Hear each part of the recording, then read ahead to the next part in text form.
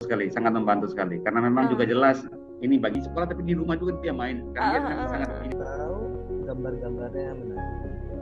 Pas mereka bikin ekstrakurikuler yang gambar dan presentasikan, mereka malah nanya, Sir, menurut Sir apa yang harusnya ada ekstrakurikuler di sini? Jadi kita sharing, itu pas banget kan sama materinya. Yang saya gunakan juga sebagai buat speaking test mereka. Pun juga akan membuat guru dan juga murid-murid jadi tertarik dan begitu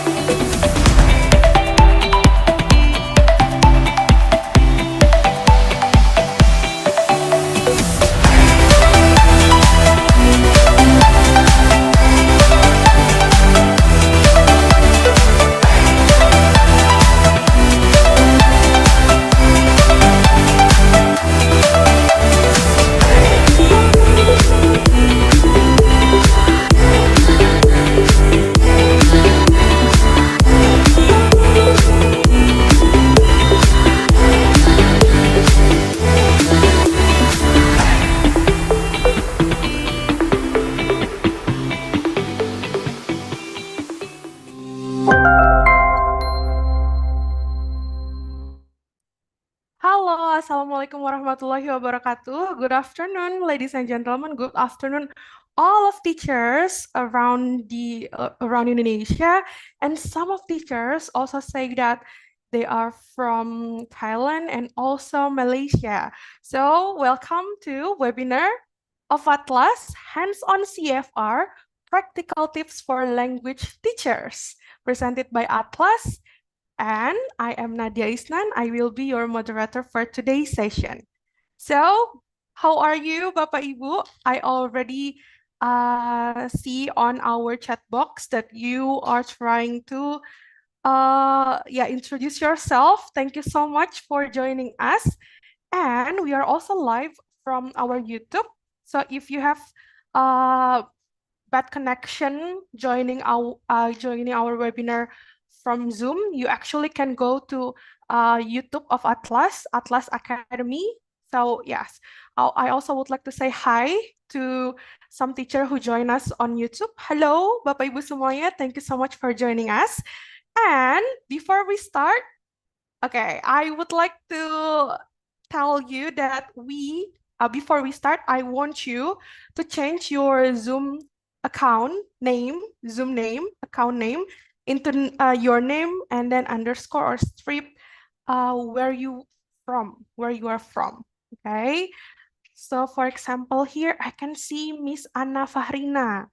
She's from Makassar. Okay, hello Miss Anna. And I also can see here, okay, Ibu Esther. Hello Ibu Esther. You can help me by changing your nickname into your name underscore where you are from. Okay, so I will know where you are now. Okay, I also can see Miss Isma. Hi Miss Isma. Long time no see. Okay, and also Ibu Musdalifah and all of the teachers here, thank you so much for coming. So, uh, I also will give you some kind of, yeah, there are three information, yes, before we dive to our presentation, of course, from the expert, and also the discussion later after the session. So the three announcements are first, okay, all of you who join us today will get something from Atlaz. Yeah, you will get a code promo. So you will have opportunity to purchase our products on Shopee. Okay, so the promo is 50%, and I will share the code later at the end of our session. Okay, and then the second one, all right, the press release will be given at the end of the session. Okay, and then later I will give you two keywords. Okay, from our two session, and then you are going to type the keywords on the press release. Okay, and then the last announcement, the e-certificate will be given to you through email. So later, the team will send you the email. The latest will be next Thursday. Okay, so later at the end of the session, do not forget to fill in the present list or the attendance list. And then after that, yes, you just wait. Okay, we are going to send the e-certificate.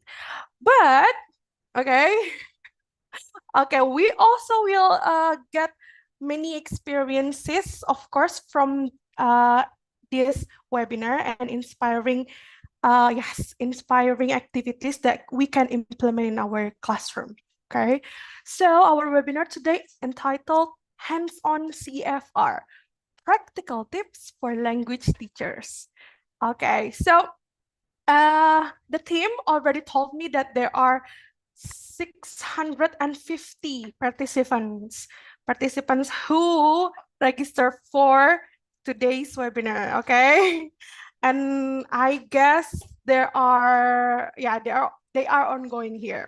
They're on the way here, okay? So now, yes, the title is about CFR, but what to do with CFR? Okay, what CFR is, and then how the implement of CFR standard in our classroom. So we are going to discuss it today. All right. So there are two experts that will be here today. Okay, so wait a second. I need to have there you go. Okay, good. So the first speaker, is Yuta Otake. So he is teacher trainer at Mangrove Education. So actually, I never met Yuta before. Okay. So, but since we have been in the same community called Camp Epic, all right. So I guess we kept connecting. And then just like the song that we sang once on Camp Epic, okay, it is small word after all, right, Yuta? Okay. All right, I would like to highlight Yuta. Hello. Hi, everyone. Hi, Nadia. Thank you. Thank you. Okay, thank you. So where are you now, Yuta? In which country are I you will in? tell you all very soon. Oh, okay, good. We cannot Okay. wait. Okay, I will go back to you after I call Mr. Kevin. Okay, hi, Mr. Kevin. Hello, how's it going? I'm very well. What about you? I'm great. I'm so excited to see everyone here again. Okay, okay, good. Okay, now Bapak Ibu. So, without any further ado, I would like to give this session to Yuta. Okay, so Yuta, all right, the floor is yours. Okay. Okay. Thank you, Nadia, for your kind introduction. And thank you, everyone, for joining. I really, really, really appreciate it. Sorry. So I would like to start immediately because I know the time is very limited. And I was thinking about the Common European Framework and what activities could kind of work for everyone. And I decided that today we'll focus mainly on just one simple thing: photos and storytelling. So we're going to immediately start. I would like to keep this as interactive as possible. So everyone, please participate through the chat. So here is your first activity. We often in the classroom call these do now tasks. It really just means when my students come into the classroom, there's something immediately for them to do while they're waiting, or just, some students come late. So I always just have a simple task on the board. So this is our do now task for all of you teachers. Let's check your creativity.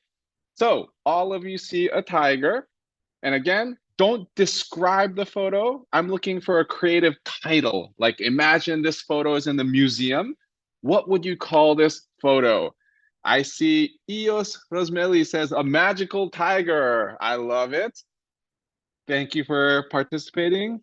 Dita from Surakarta, Splish Splash. Fantastic. Wow, it's happening so quick. I cannot keep up. Sri Erayani from Bali, having a great time. Okay, let's just get a couple more. Let's see. Sarah from Spoiled Tiger. Sri Surajati, Curious Tiger. Miki Hartono, Freezing Tiger. These are great. Lonely Tiger. Cute Tiger. Peekaboo. Oh, this is one of my favorites so far. Peekaboo. Good. King of Me from Jatim. Okay. Thank you, everyone, for participating so actively. This makes it more fun. One more. Yanti from Lampung. Under the Water. Very good as well. So just, you can keep sharing. He is a beast. Okay. But as you keep sharing, I just want to remind you, just as teachers, I call these do now tasks. They're very common, especially maybe in Indonesia or wherever. Sometimes our students come a little bit late, yeah, and it helps to have just one activity that students can do as they wait. Fetty says you can't hear my voice. I just want to check. Is my voice okay? It's clear. Yeah? Okay. Yes. I just wanted to make sure. Okay. So, as I told you, I wanted to also put this in consideration with different standards, right? Different levels of English. Why I love photos is it's so flexible. Based on how you frame the activity, how you frame the task, you can really do anything from kindergarten all the way to university, just based on one photo. So for example, let me show you one example of another do now that has a little bit more depth. So the first one was just a title, but now everyone, please look at these 3 questions. So this is another example of a do now task, but this is really a little bit deeper. We're really trying to create a story. So everyone, please take a moment and remember, now it's not just a title. You have to think the penguin's name. Why is the penguin angry? And what is the penguin shouting right now? So please think about these 3 questions. And again, kindly share through the chat. I would appreciate it.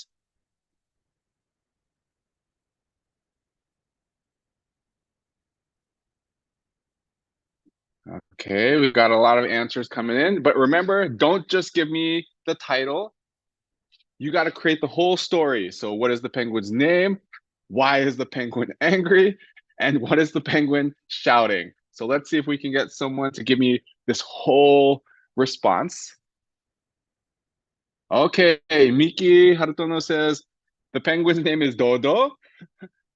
And it's saying, leave me alone. Another penguin name. I love this. Grum Penguin. So clever. Okay. Grum Penguin is angry because it was too cold, and it's saying, gosh, it's too cold. Okay. Idris Hariri is saying the name is Pingy. Pingy is angry because of the camera. So maybe it's like paparazzi, right? And it's saying like, Why are you looking at me? Great. Ah, Nurul. Scary penguin is hungry and it's saying, don't eat my fish.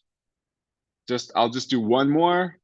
Dian Octaviana says, Mr. Cranky. Someone stepped on his foot and it's shouting, move your foot. Okay, thank you, everyone. Oh, we have even some personal stuff like his parents got divorced. We're getting many. Now we're getting some creative stories here. Okay, that's too personal. I don't need to know about the. Okay, so I just wanted to show you again.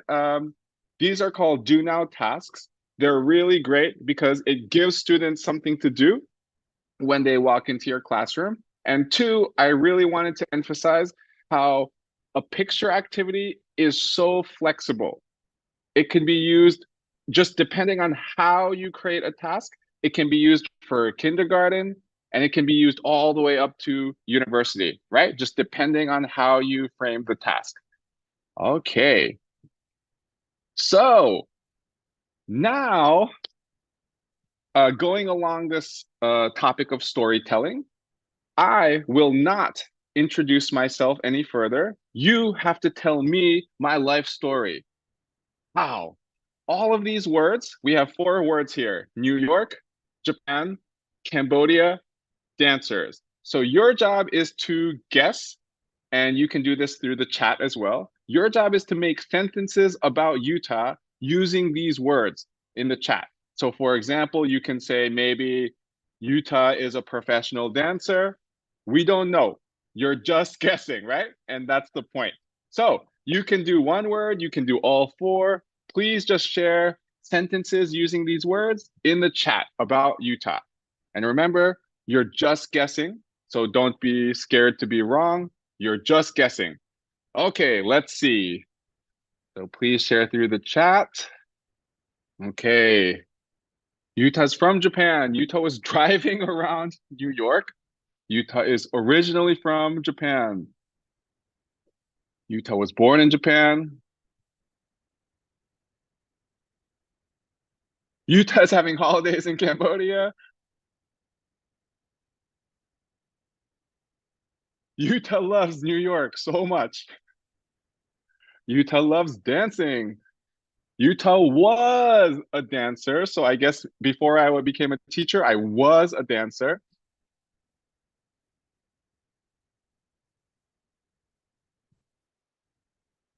Utah dreams to be a dancer.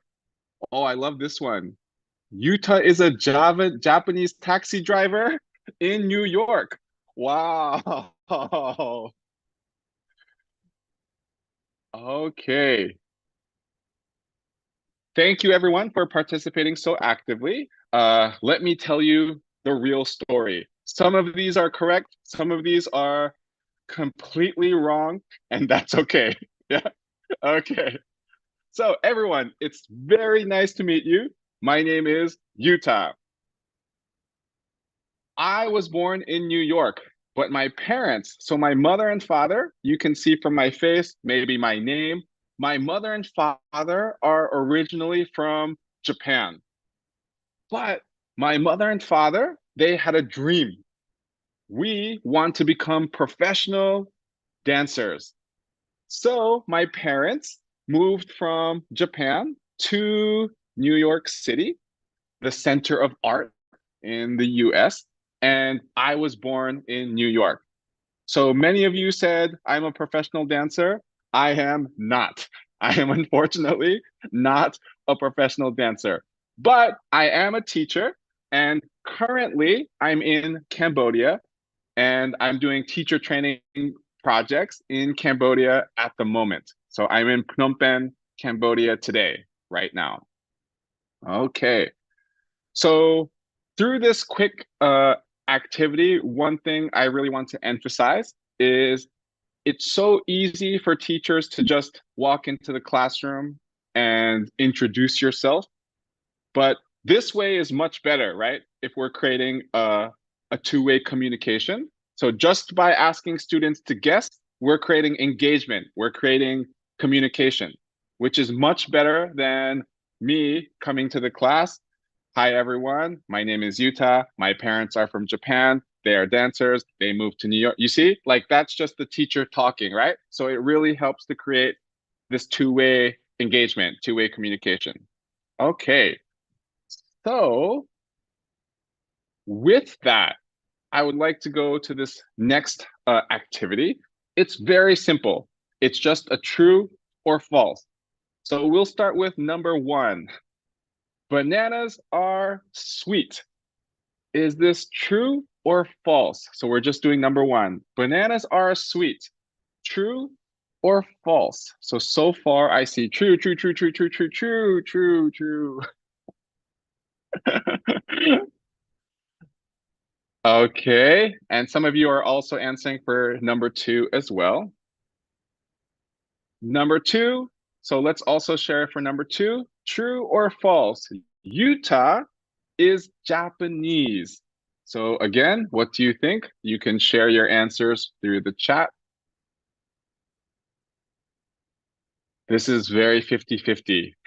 Many of you are saying true. Many of you are saying false.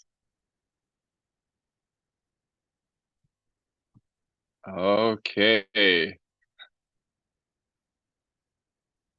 Now, this is very complicated. And today, again, we're talking about storytelling. But the reason I asked you this, bananas are sweet. Most of you immediately responded true. But actually, if you think about it, that's not really correct because bananas are not always sweet. For example, can someone share through the chat? In what kind of context are bananas not sweet? Can someone share through the chat? When are bananas not sweet? Thank you. So for example, when they're not ripe, or often when they're green. I like this when they're rotten. If they're too rotten, they're not sweet. Also, even the word sweet is very much a spectrum. Like, what do we really mean by sweet? Do we mean like chocolate ice cream sweet? Or do we mean another level of sweet? Moving to number 2, Yuta is Japanese. Similarly, it sounds so simple, but actually this sentence is very, very complex. Because are we talking about my bloodline? I told you both my mother and father are from Japan, right? Are we talking about my passport? My passport is from the US. Are we talking about my own perspective, which actually is kind of like I view myself 50-50? Yeah. So these are really not simple true or false statements. The reason I am telling you this now is, as you know, this year, education has changed so much. As you all know, this year has been kind of a revolutionary, life-changing year for teachers. And through things like ChatGPT, right, single truths are becoming really more common. And I believe teachers, like as humans, our special ability is our ability to create multiple perspectives, multiple truths. And that's why I really wanted to focus on storytelling today, because our personal stories are how we really create multiple perspectives, not just one single truth. Okay. So for example, this is real. Like if you look at ChatGPT and you ask if bananas are sweet, it looks like this. This is a real response from ChatGPT. You can just take a quick look.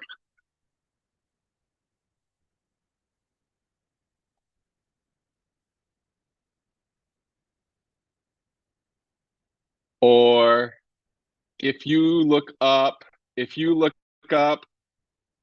is Yuta Otake Japanese? It gives you this kind of answer. This is real. This is a real ChatGPT response.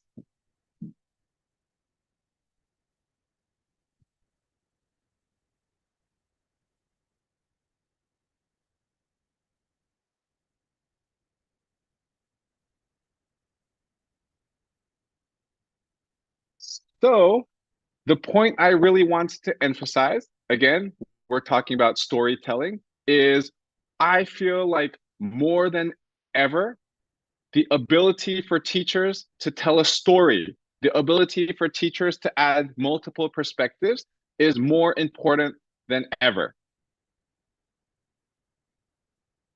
So this is what I want to do with all of you today is if there's one thing we focus on, like in a practical manner from this very short workshop, is in this last 10 minutes, I want all of us to really practice telling a story.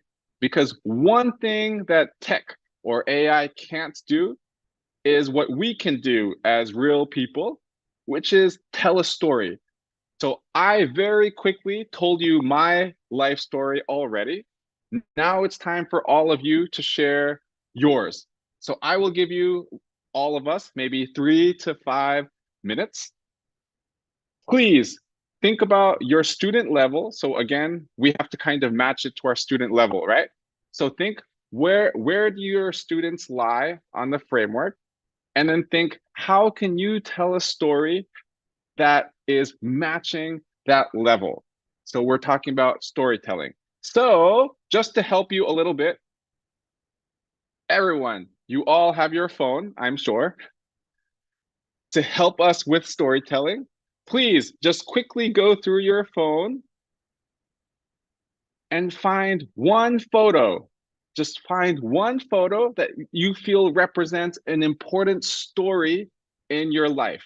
Okay, so step one, quickly go through. I'm sure you all have a million photos. So please find one story on your phone that represents an important moment, an important story in your life. And then please share that story through the chat. So that's our activity right now. So again, step one, find a photo that represents a story in your life. And step two, please briefly share that story through the chat. So I'll give you a few moments.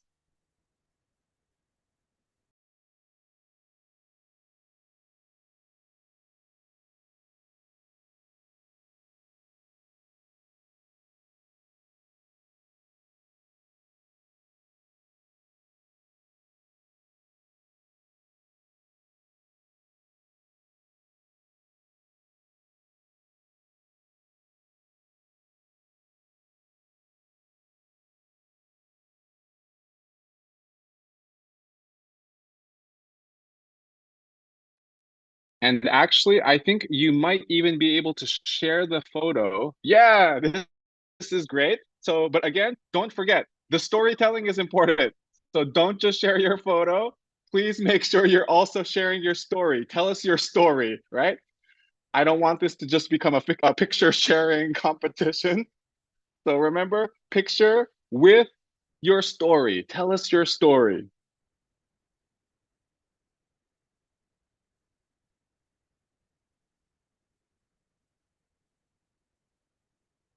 Okay, very cool.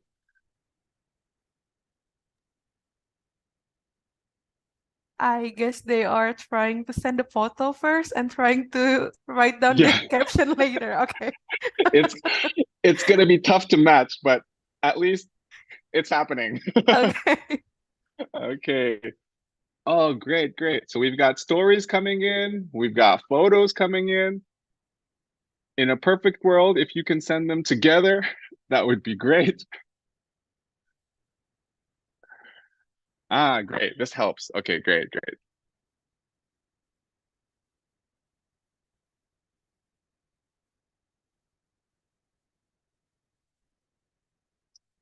I'll just give everyone a little bit more time. Wow, such great photos coming in.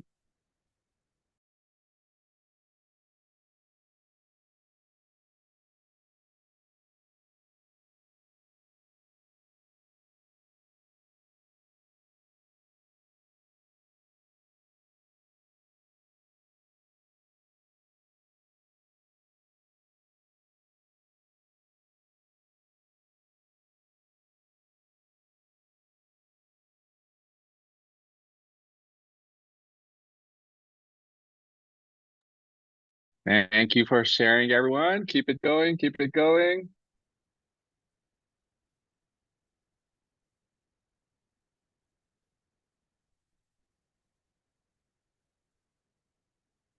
Oh, wow. Now we have like full stories coming in. Let me check.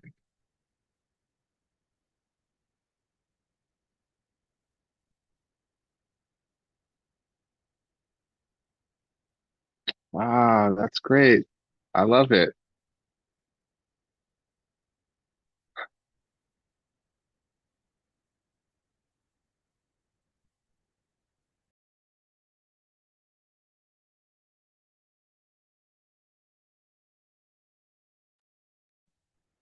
Yudi, I love your story.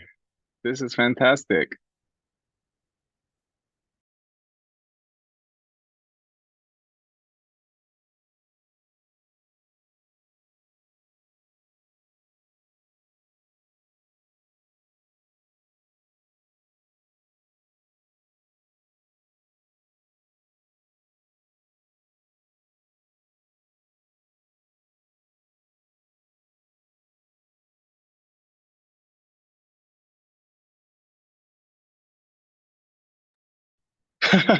So someone is sharing a picture of you, Nadia.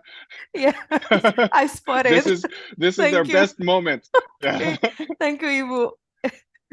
Ibu You must be so Kamisna. inspiring, Nadia. Yeah. Thank you.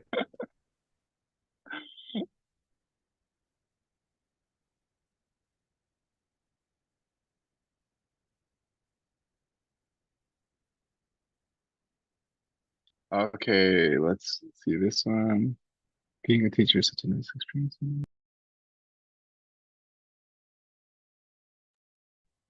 And everyone else, please take time to enjoy these photos, enjoy these stories. Wow, such cute family photos, so much color.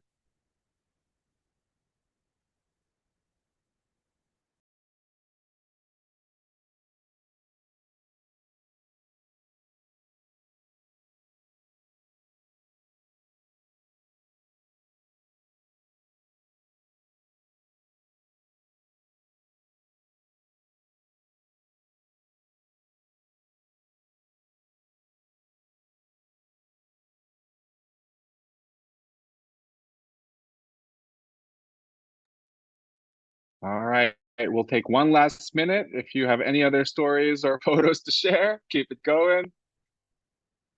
And then we'll wrap up.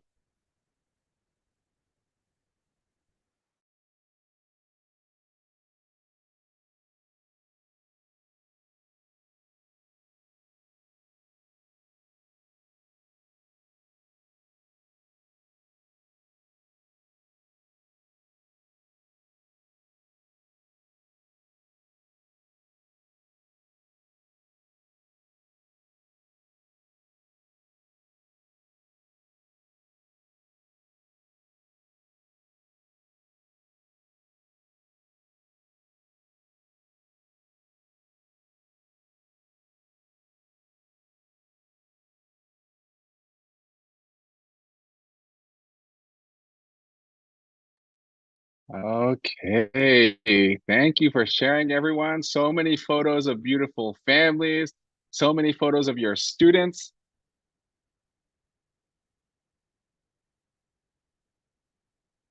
Whoa, tubing.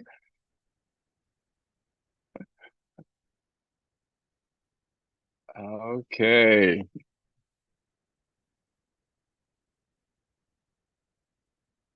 So thank you. As many of you are continuing to share, thank you, thank you. And again, uh, wow, I keep getting distracted by these amazing photos. Rambutan, rambutan picking rambutan. Okay, but in this very short time that I had with you today, what I really wanted to focus on is photos, the power of photos and storytelling.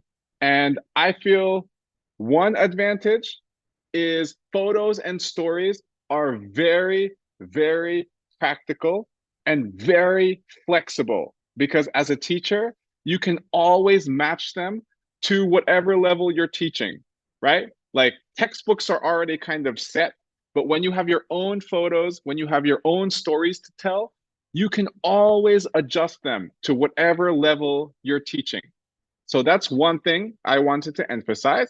And number two, I feel this year I changed a lot as a teacher. I really started to understand that what makes me special as a teacher and what makes us all special as human teachers is that we have stories to tell. This is something that tech cannot take from us. Tech can provide information like never before, but what we're able to provide are stories and perspectives that help our students understand that the world is very beautifully complicated. So bananas are not always sweet. Sometimes they're still green and bitter.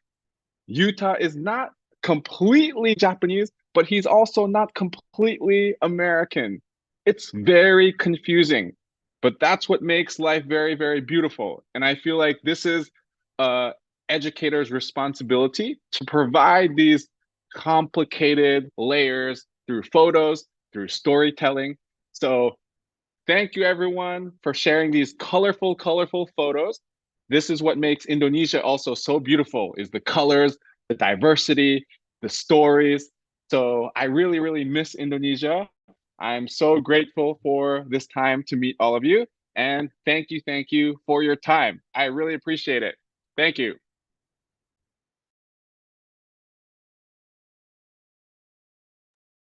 So Nadia, I'll pass it back to you.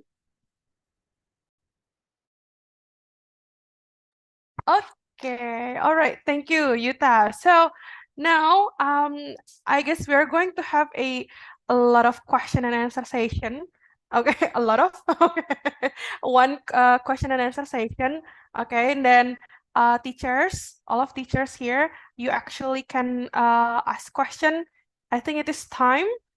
All right. So Yuta, before we go there, Yuta, do you want to tell us a little bit about Mangrove education? So I can see that yeah. So you actually are now in a Mangrove education. What is it about anyway? Sure. Long story short, Mangrove education is when I kind of felt really, really like I needed to tell a story. Like I told all of you, I really wanted to start creating a story for myself. So I started traveling on a motorcycle across Indonesia. Now I'm traveling through Cambodia, and I'm trying to go to different schools, meet teachers, do teacher training. This is part of my story. So I will provide the information. Okay. So Yeah, I guess if all of any of teachers are so you are excited. interested, Mhm. if any of you are interested, please keep in touch. I have a website. It takes just a few seconds to register. So then we will keep in touch. I'm sharing my information through the chat. Is it mine? Okay. Oh, there you go. Okay, oh, wait a second. I need to change the security. Oh no, it's okay. Good. Okay, so Bapak Ibu, Yuta already sent the link if you want to know more about Mangrove education, and we can keep in touch with Yuta there. All right. So, when Yuta go around the world, we also can go around the world together with Yuta through that website, I guess. All right. Okay, now if you have any question, I guess it's time, Bapak Ibu. So you can write down on the chat box, or perhaps you can raise your hand and we can try to, yes, open the videos and unmute you so you can directly talk to us. That's also possible. Okay, let me check if you have that one. Okay. Mhm. Okay. So I guess they're clicking the website. Oh. Yeah, Okay. it just takes a few seconds, so I appreciate it. Okay.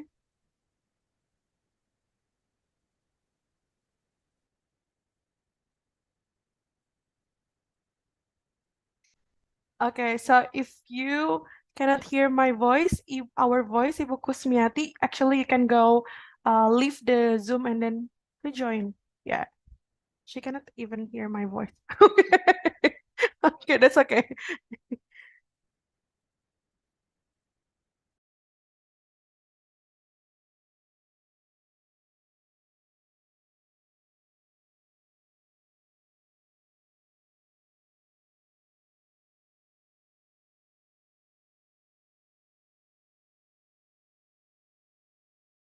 Okay, Mr. Yuta, actually, we got a question from Sure. Mr. Noan. Okay, so Mr. Noan is from Yogyakarta. So, how is your message of the significance of picture related to the implementation of CFR? What do you think? Mm. Mhm. So the main thing I wanted to emphasize today is if we're talking about practical tips in relation to different standards, to me, one resource that has always been so flexible to match different levels of students are photos and stories, because we ourselves as teachers can control the language, we can control the level. And that's why today I really wanted to focus on, in such a short time, but in such a short time, I wanted to focus on this, just this simple resource of stories, photos. This is something that every teacher can have, every teacher should have, and they're flexible to match any student level based on how we push it, how we frame it.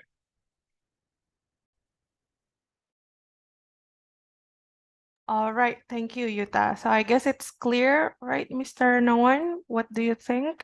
You also can try to give feedback. Oh, thank you. Yes, you're welcome, Mr. Noan. So I will also check on YouTube, okay, if there is a question from this from the teachers. Wait a second.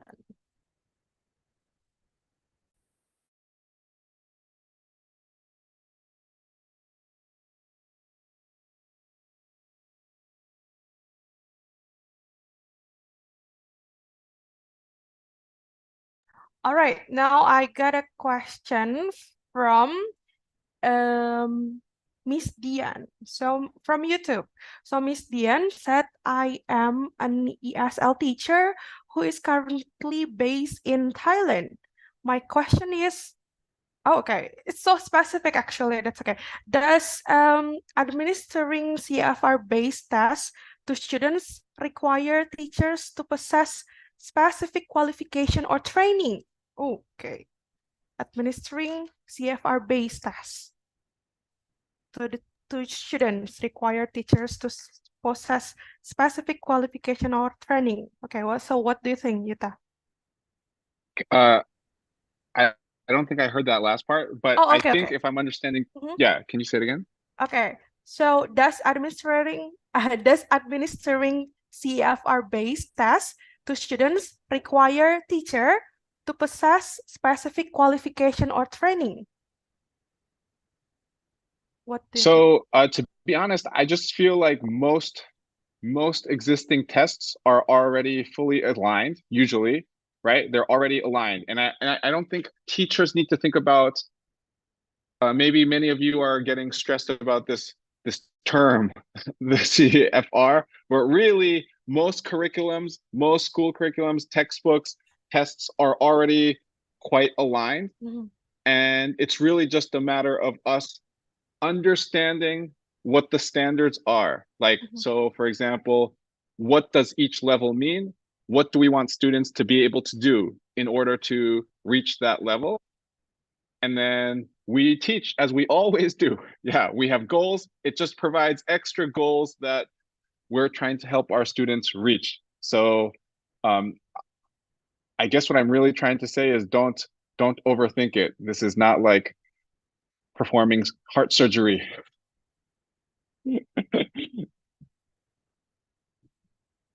Wow, I love that part. It's not a heart surgery. All right. Okay, now I guess Bapak Samsudin. Okay, so he is raising his hand. Okay. Bapak, are you still there? Okay, hello, Mr. Samsudin. Yeah. Do you have any question for Yuta? Yeah. Okay, so the time is yours, Bapak, please. Mr. Yuta, am I audible? Can you hear me? Actually, I got problem with my headset. Yes. Okay. Simple questions. This is actually the material you just taught us about in our curriculum. It's related to so-called caption, student caption. Caption, yeah. I mean, we show the students some photos, and the students might talk about what the photo is about. Oh. My simple questions. For example, I'm showing a picture to our students, which is quite similar to a Japanese person, or maybe from Canadian or England. What do you think if students have a different interpretation to the photo? We actually expect the student to guess that Yuta belongs to Japanese, but in fact the students might say that no, it's not from Java. Yeah, it's not Japanese. Yuta is Canadian or from Korea. What do you think? Oh, okay. So I guess it is okay. Yuta, do you have any question, or I will repeat the question, I guess. Yeah, So Nadia, can you okay. help me to just I couldn't Okay. hear I couldn't hear some of it. So Okay. So, yeah. Mr. Pak Samsudin, so you are asking about how if in a learning caption, the students have different ideas about the how to interpret the photos, right? Yeah. So how we as a teacher respond to the difference between the students. Okay. That's kind of the point. I think this is really why photos and stories are so important, is because they can go in many directions. There's not really one single truth. There's like one photo can literally go in a million different directions. And that's what I love. That's exactly what I love about photos.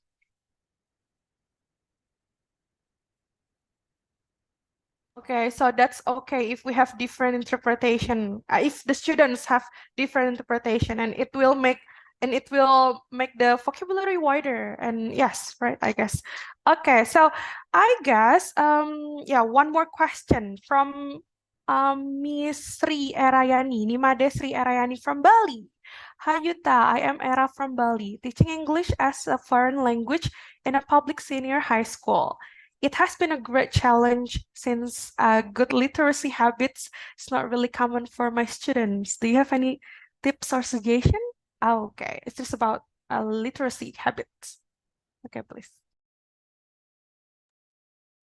Yeah, this is such a great question. I struggle with it too. So for example, even right now I'm in Cambodia, and one of my biggest struggles is that my students don't read. They actually don't have a habit of reading in Khmer, the Cambodian language, either. So reading in English is like another level of literacy that I really have to push.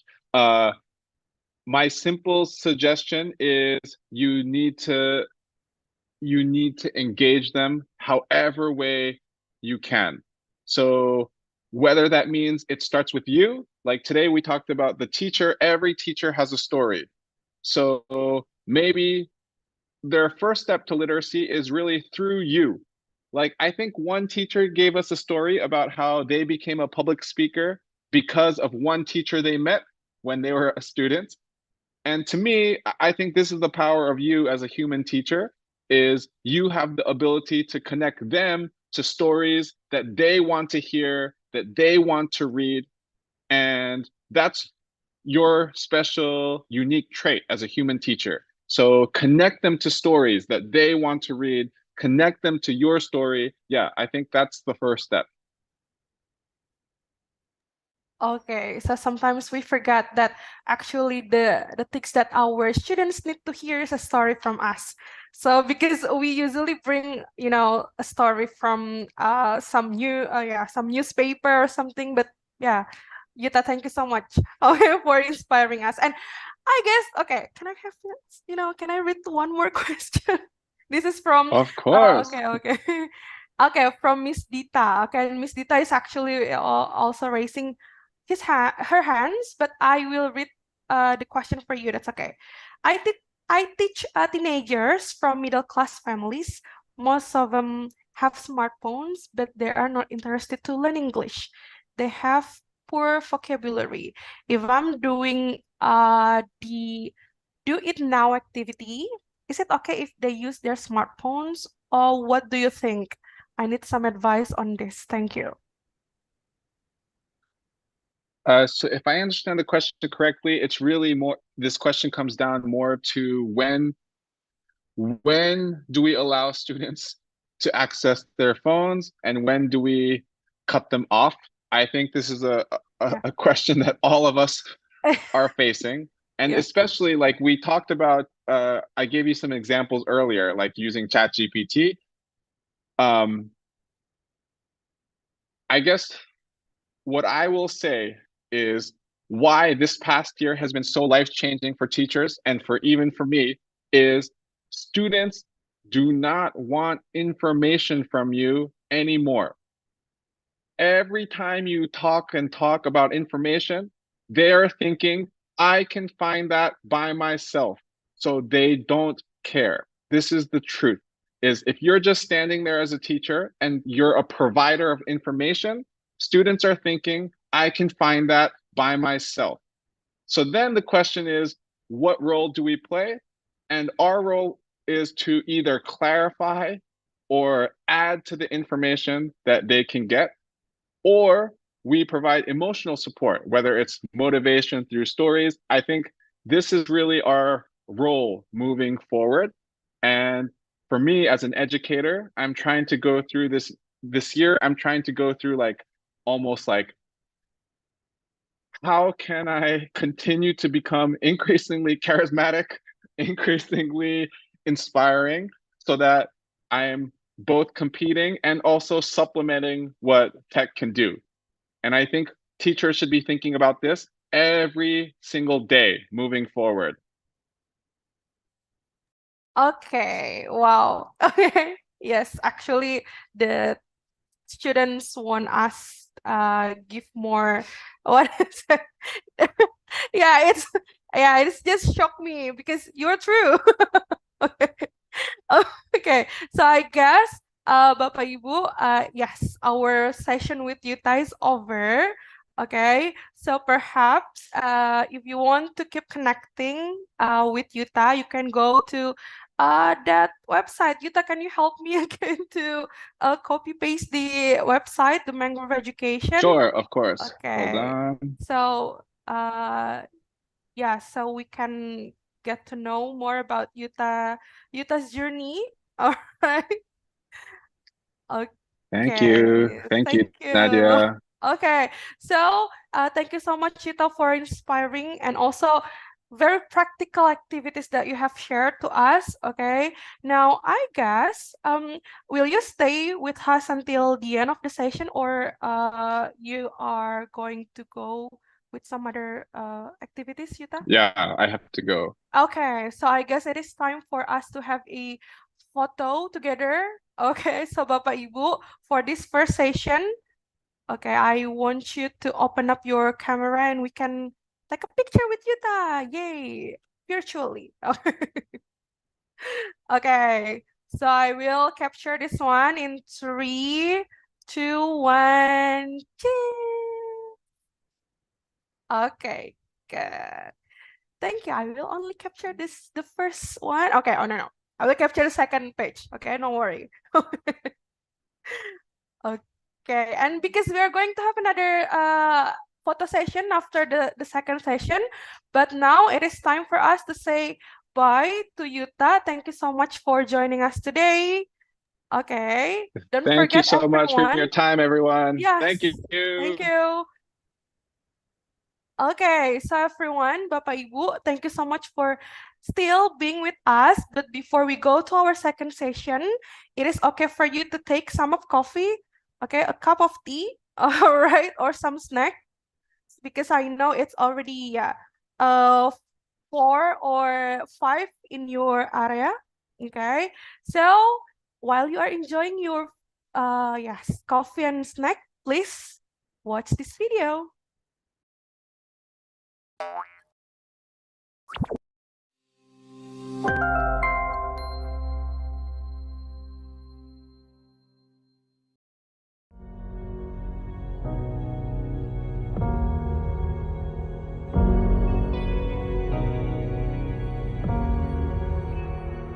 Lesson plan-nya sangat-sangat bagus sekali, sangat membantu sekali. Karena memang juga jelas ini bagian mana partnya mana, misalnya menyimak atau berbicara. Dengan LMS ini sangat-sangat terbantu.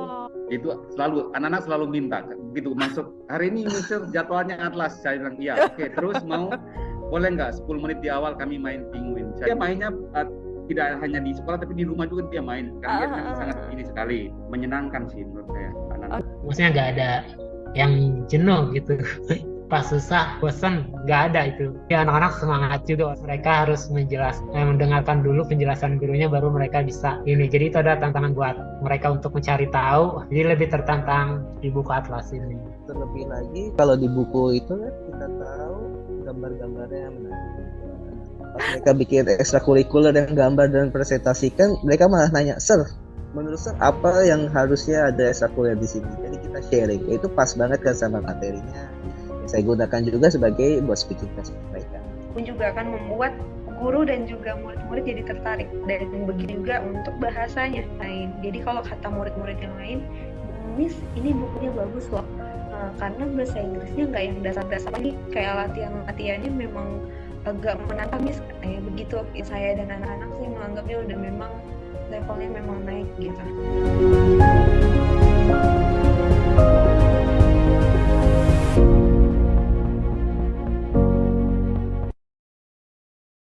Okay, Bapak Ibu, thank you so much for staying with us. Okay, now we are going to go to our second session. Before I call Mr. Kevin, who will lead the discussion and present about our topic today about CEFR and how the implementation in our classroom. And of course, Mr. Kevin will also tell us about how Atlas shows and presents and also the implementation of CEFR in our books and also online learning. I would like to tell you that you are going to have opportunities to experience the similar the similar and also the meaningful things that the teachers have said in our videos before, okay, because you got the promo if you buy our books, if you get our books and also our online learning from Shopee. I will give you the code Atlas CEFR, so you can go to our Shopee page, okay, and then on our the code on our Shopee Shopee code, you can click and type Atlas CEFR, okay? Yes, you can get 50% anyway, 50% discount, all right? And Bapak Ibu, okay, there is a question also here. What is the first keyword for from our first session? Okay, so actually you will not get the keywords for the first session because later on the present list you are going to be asked about more about the CFR things, okay? And then the keyword, another keyword will be given by Mr. Kevin after this one. All right. So without any further ado, I would like to call Mr. Kevin. Okay, Mr. Kevin, are you here? I'm here. I'm trying. I'm to pin my video. There you go. Okay. Yes, okay. Okay, so the floor is yours. All right, thank you so much, Miss Nadia. All right, hello again, everyone. Good to see everyone here again. For those who don't know me yet, my name is Kevin. You can call me Mr. Kevin or Kevin. It's up to you. Let me just share my screen right away. So since the first session, I think was more on a practical approach. So I guess I have to tap a little bit into some of the theory because I've seen a lot of questions in the chat box asking like, okay, how do we do this, right? And what if, let's say, we want to conduct any listening exercises like with B1 level? So it's a lot of theoretical questions. But at the same time, as Yuta has mentioned as well, I think it's important for us not to focus too much on the standard itself. So that's why I'm bringing my topic from standards to practice. So CEFR, Aligned English Education in Indonesia. So I will explain briefly about CFR. So we did actually have a webinar. So if you want to take a look, I think it was from last year. I forget what the topic was, but you can look it up there in our YouTube channel. We're talking about CFR more in depth right there. So today is just a little bit of overview what CFR is and how we're using it to build our curriculum and how we are also trying to integrate it together with the national curriculum. So Curriculum Merdeka itself, right? Because as English teachers, I think you guys have more challenges because you don't only use one type of curriculum, you're actually using two, right? You're using international standard, also nationals, and you have to combine both of them into your teaching. So that's why I feel it's very important for us to really understand about the two. But in terms of the theoretical aspects, I think it's just good for you to know, but you don't really have to worry so much about it, right? Let us worry. So the ones who actually build the curriculum, let us worry. So we want the teachers not to worry and just to focus on the practice and focus on your teaching quality. That's the most important part. Okay, so a little bit about myself. If you don't know me yet, I am the Chief Product Officer at Atlaz here. I have graduated from University of California, Southern California with a Bachelor of Science in Business Administration. My experience in the education setting, I had been the academic manager at English First, I think for almost, over 5 years. I've been teaching English since 2018 and in charge of developing teachers and academic excellence, teaching students from the age of 3 years old to adults. And right now what I'm doing is I am basically overviewing all the products that Atlaz has and also continues to develop the best products for all of you right here. Okay, so I don't know if Miss Nadia would like you to have a first keyword or not, but if yes, then maybe this could be it, but it's up to her later. But for CFR itself, last time I asked I think all the teachers what CFR is, and there were like multiple answers, right? But today, because I think we have gone through that already, I just give it to you. So basically CFR, for those who don't know it yet, it's the Common European Framework of Reference. So it's one of the standards that is quite commonly used in the world. And CEFR is not just for one type of language. It's not just for English. It's also for other European languages, hence the name Common European Framework of Reference. So if any of you, let's say, is learning German or French or what else, Italian, Spanish, they also will use the same standards. And it just makes it so much easier for everybody to, I would say, allocate different certificates, right, for different capabilities. And the reasons why they're dividing it this way is because if, let's say, you're thinking of, let's say, moving to their countries, then there is a specific requirement that you should be able to speak this much, for example, right? Or you should be able to pass certain certificates. That was, I would say, the original idea. But then later on, because globalization and things like that, right? So it kind of spreads around to like curriculum. And now, as Yuta has mentioned as well, almost all books, maybe not all science books, I would say, but I would say English books or language books, they are based on CEFR. So in terms of CFR itself, you can see there are actually 6 levels. There's A1, A2, B1, B2, C1, and C2. So I guess to make it easier, instead of let's say trying to figure out okay, what is the difference between A1 and A2, B1, B2, just think of it as 3 big groups. So group A, group B, and group C. If you're, let's say, in level A, that means you're a basic user. If you're in level B, you are an independent user, and C, proficient user. So we can get into details, obviously, but that's not really important at the moment, right? Because it's just trying to figure out how we can actually use this information to plan for our lesson or to teach the students and to guide them into achieving what they're supposed to achieve with the targets that you and the students have.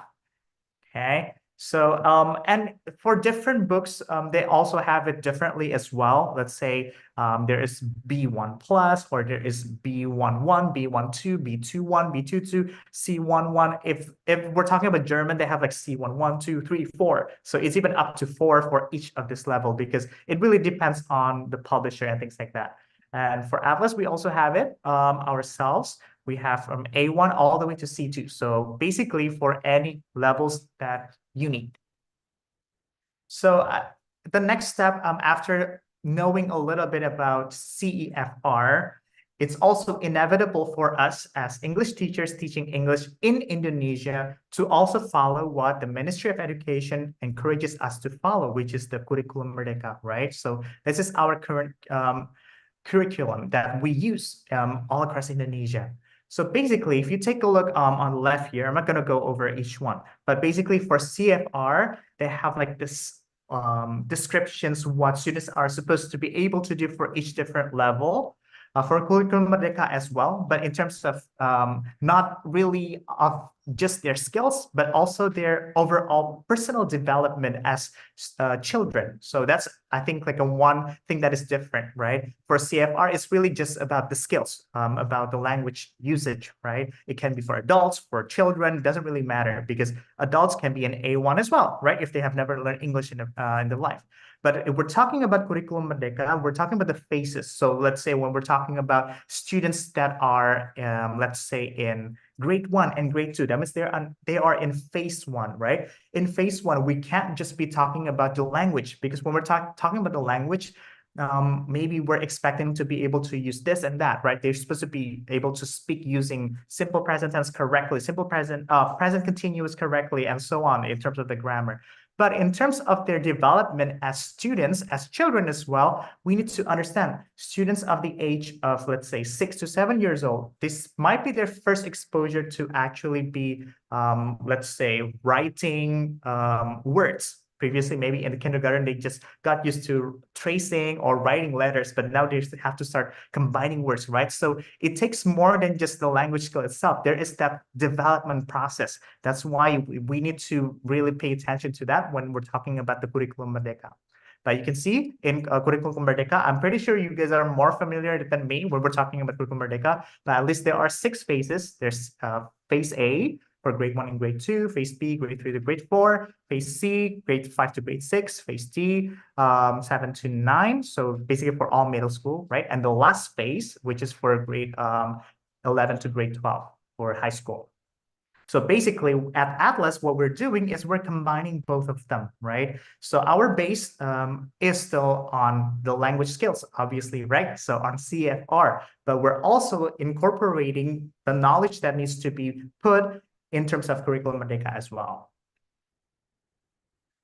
So this is basically what it looks like, right? The CFR is, we're combining the can-do statements, and the national curriculum, it's called Capaian Pembelajaran. So this is all just terminology. So if you're not familiar, don't worry about it.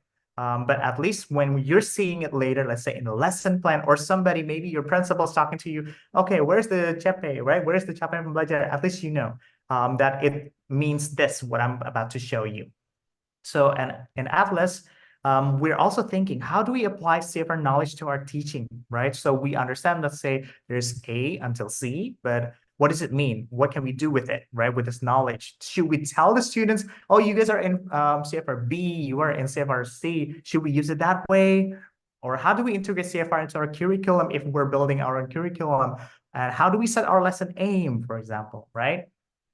So when it comes to answering those questions, I would say putting it into practice, into a practical approach, you need to think about the first one is, what is the target CFR of the course that you're teaching? So let's say it will depend on which school you're teaching, what kind of students you have, and because you also need to differentiate your students, right? So let's imagine maybe for today, we have a scenario of maybe a teacher teaching a national school maybe this is grade 1 and the students don't have any prior experience to English whatsoever. So this is their first time learning English with you, grade 1, right? So basically the CEFR for that is supposed to be A1 because A1 is the basic, right? There's nothing that is preceding that. There is something called pre-A1, but that is more on the kindergarten, right? So like tracing, things like that. But we're talking about English language skill. That means the A1 is the most important part that you need to pay attention to.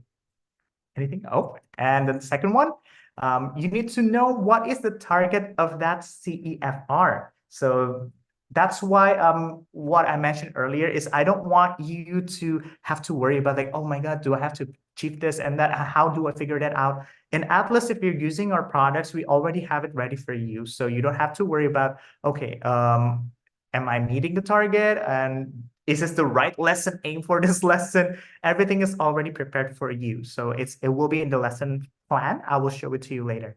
And the third one, how does that determine the capabilities of the learners in terms of all English skills?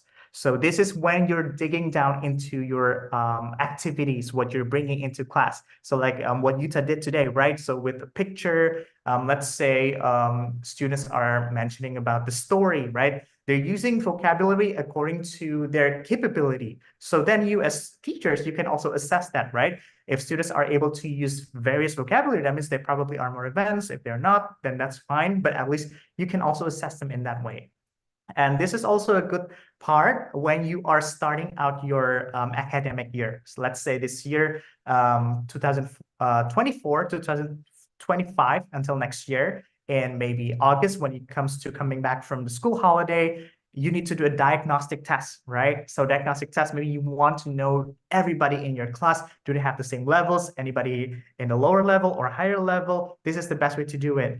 And it also is important for you to assess their speaking, right? Because you need to know a lot of students, maybe when they are passive, maybe they don't speak as much, but that doesn't mean that their CFR level is low. So that's also another thing that you need to understand.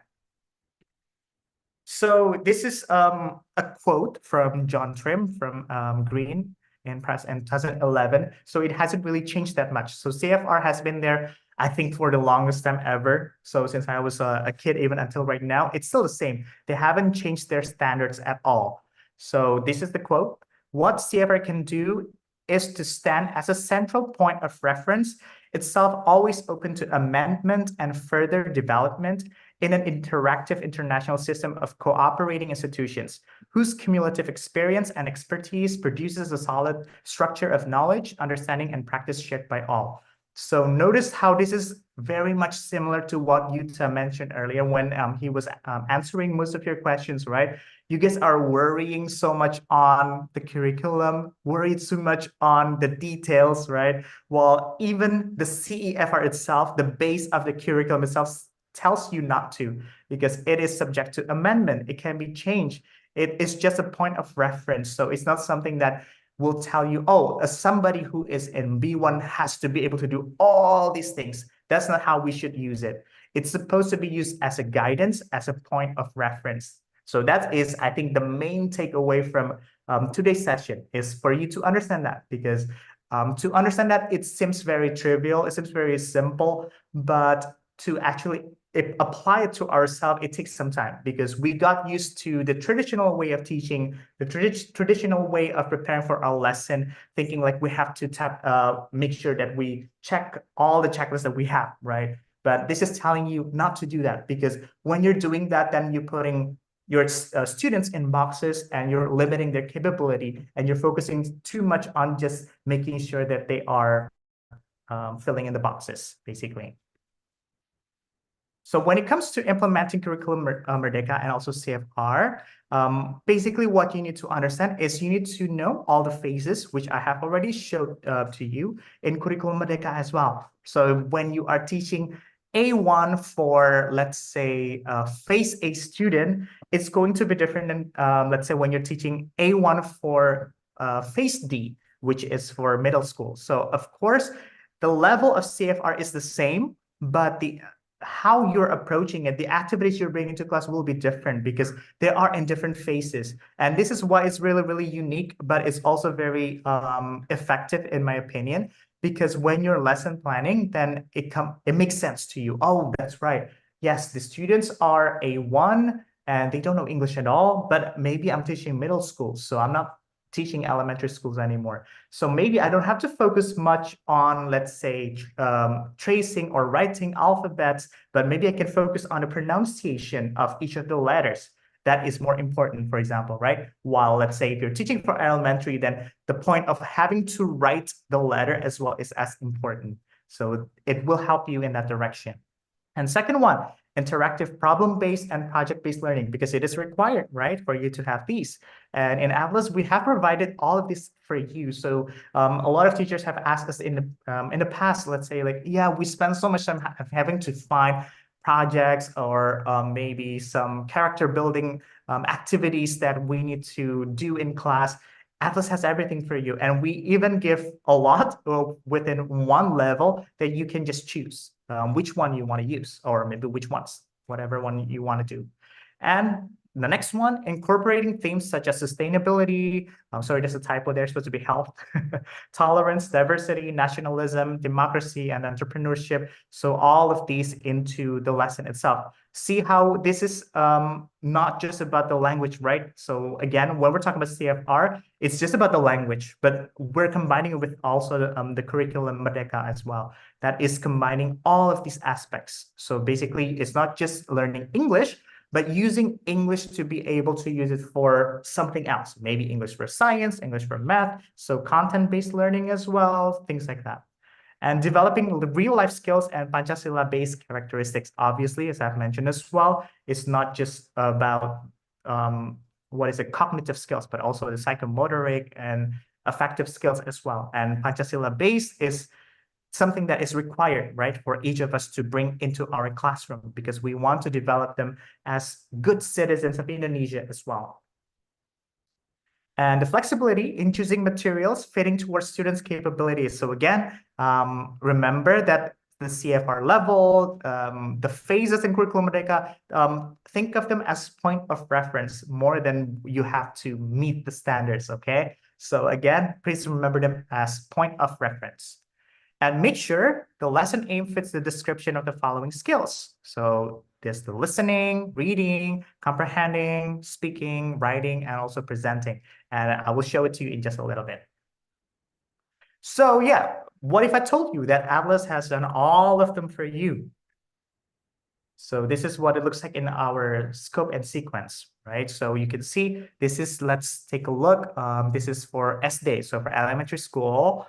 And CEFR phase A. So this is for, I would say, maybe grade 1, elementary 1, right? So in terms of their CFR level, you can see in the bottom there, CFR pre-A1. So we actually make one that is before A1 because we understand that in phase 1, it's not just about learning the language, right? As we have talked about as well.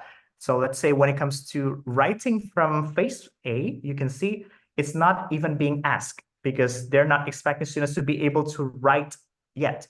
Yes, we can practice. Of course, we are teaching them to write, but we're not expecting them to be able to write in English perfectly. So that's something that is very, very crucial for us to understand as well. Because if not, then we're going to be so frustrated and we'll be thinking, am I teaching them wrong? How come they don't know how to do it yet, right? So yeah, like that. But in terms of the CFR, you can see, right, there's the listening, can recognize everyday familiar words spoken clearly and slowly. In terms of reading, recognize familiar words accompanied by pictures. Speaking can produce short phrases about themselves, giving basic personal information. Writing can give basic personal information in writing. See, notice how everything is about basic, right? Because this is pre-A1. We're not expecting them to be proficient at anything. This is just an introduction. So that's the most important part. And on the left side there, so in the pink boxes there, that's where the activities, so how we're breaking everything down into each of the skills. So for example, in Unit 1, the vocabulary is about greetings, leave-takings, personal information, family members, superhero accessories. The grammar is about possessive adjectives, listening and the speaking, reading, writing, and creative space. So for those of you who haven't used Atlas yet, so creative space is basically, this is where we're tapping into character building. So this is the profile-based Pancasila, basically. So you can see how it's asking them to draw, describe their new friends, because in Profil Pelajar Pancasila, it's also about socializing, right? Being able to talk to their friends. That is as important as being able to speak for themselves. So this is just one example, right? From grade 1. Maybe there's one more here. So this is phase D, but you can see the CFR level is also A1. So basically, a lot of teachers probably are wondering, so how come it comes back to A1 again, right? So again, as I've mentioned earlier, right? So it's not just about the language skills, but every single thing, right? Even in phase D, it is expected for students to be able to do all these things, right? In the reading, listening, and so on. But imagine, let's say, when you're teaching students, the students come from different schools because you're teaching middle school right now, right? And some of them might have English background, some of them don't. So you have to be able to differentiate. And one of them is this. This is one way of differentiation. So basically, if you know, let's say, okay, yes, they're in middle school, so they're in grade 7, SMP 1, right? But they don't know how to use English yet. Obviously, you can't give them a B1 level material, right? Because you're setting them for failure if that's the case. And the most important part is not that we are expecting them to be at that level, but it's about finding the right level for them. So it's not really about making sure that, oh, they have to be in B1 by that. It's not about that, right? But it's about like, okay, so this is their level right now, and they need to achieve the next stage, which is this. So hence this, basically. You can take a look. You can take a screenshot if you want to learn more about it. And you can also ask Ms. Nadia later on, maybe if you have any other questions about Atlaz products. We will share the link to you, how you can get in touch with us and so on. And this is the last one for SMA 1, basically. So for high school. So if you want to take a screenshot, feel free to. I'll give maybe like about 5 seconds. Just some examples, right, of the topic and how we are dividing them into like different sections and so on. Okay, so this is the next one. So if you are using Atlaz in any books, we will provide you with the lesson plan. So in the lesson plan is very much comprehensive because as you can see here, in every unit, we will give you the unit overview. So the unit overview will tell you what phase they are studying in for the Curriculum Merdeka, and as well as the CEFR level. So it will remind you, that's like, oh, that's right, I'm teaching this level, right? But it also helps you because we at Atlaz believe that teachers have too much administrative work already. So when you are being asked to report, let's say, okay, what is your RPP, right? Can you share it with us? This will make it easier for you to do that because it's already curated and it's relevant to each of the activities that you're doing in class. Then you can see like in the bottom there, right? There will be like the activity itself and the capaian pembelajaran from phase A. That's this left side there. On the right side, you can see this is in English. So we have both in Indonesian and in English. So it depends, whatever you need, it will be provided for you.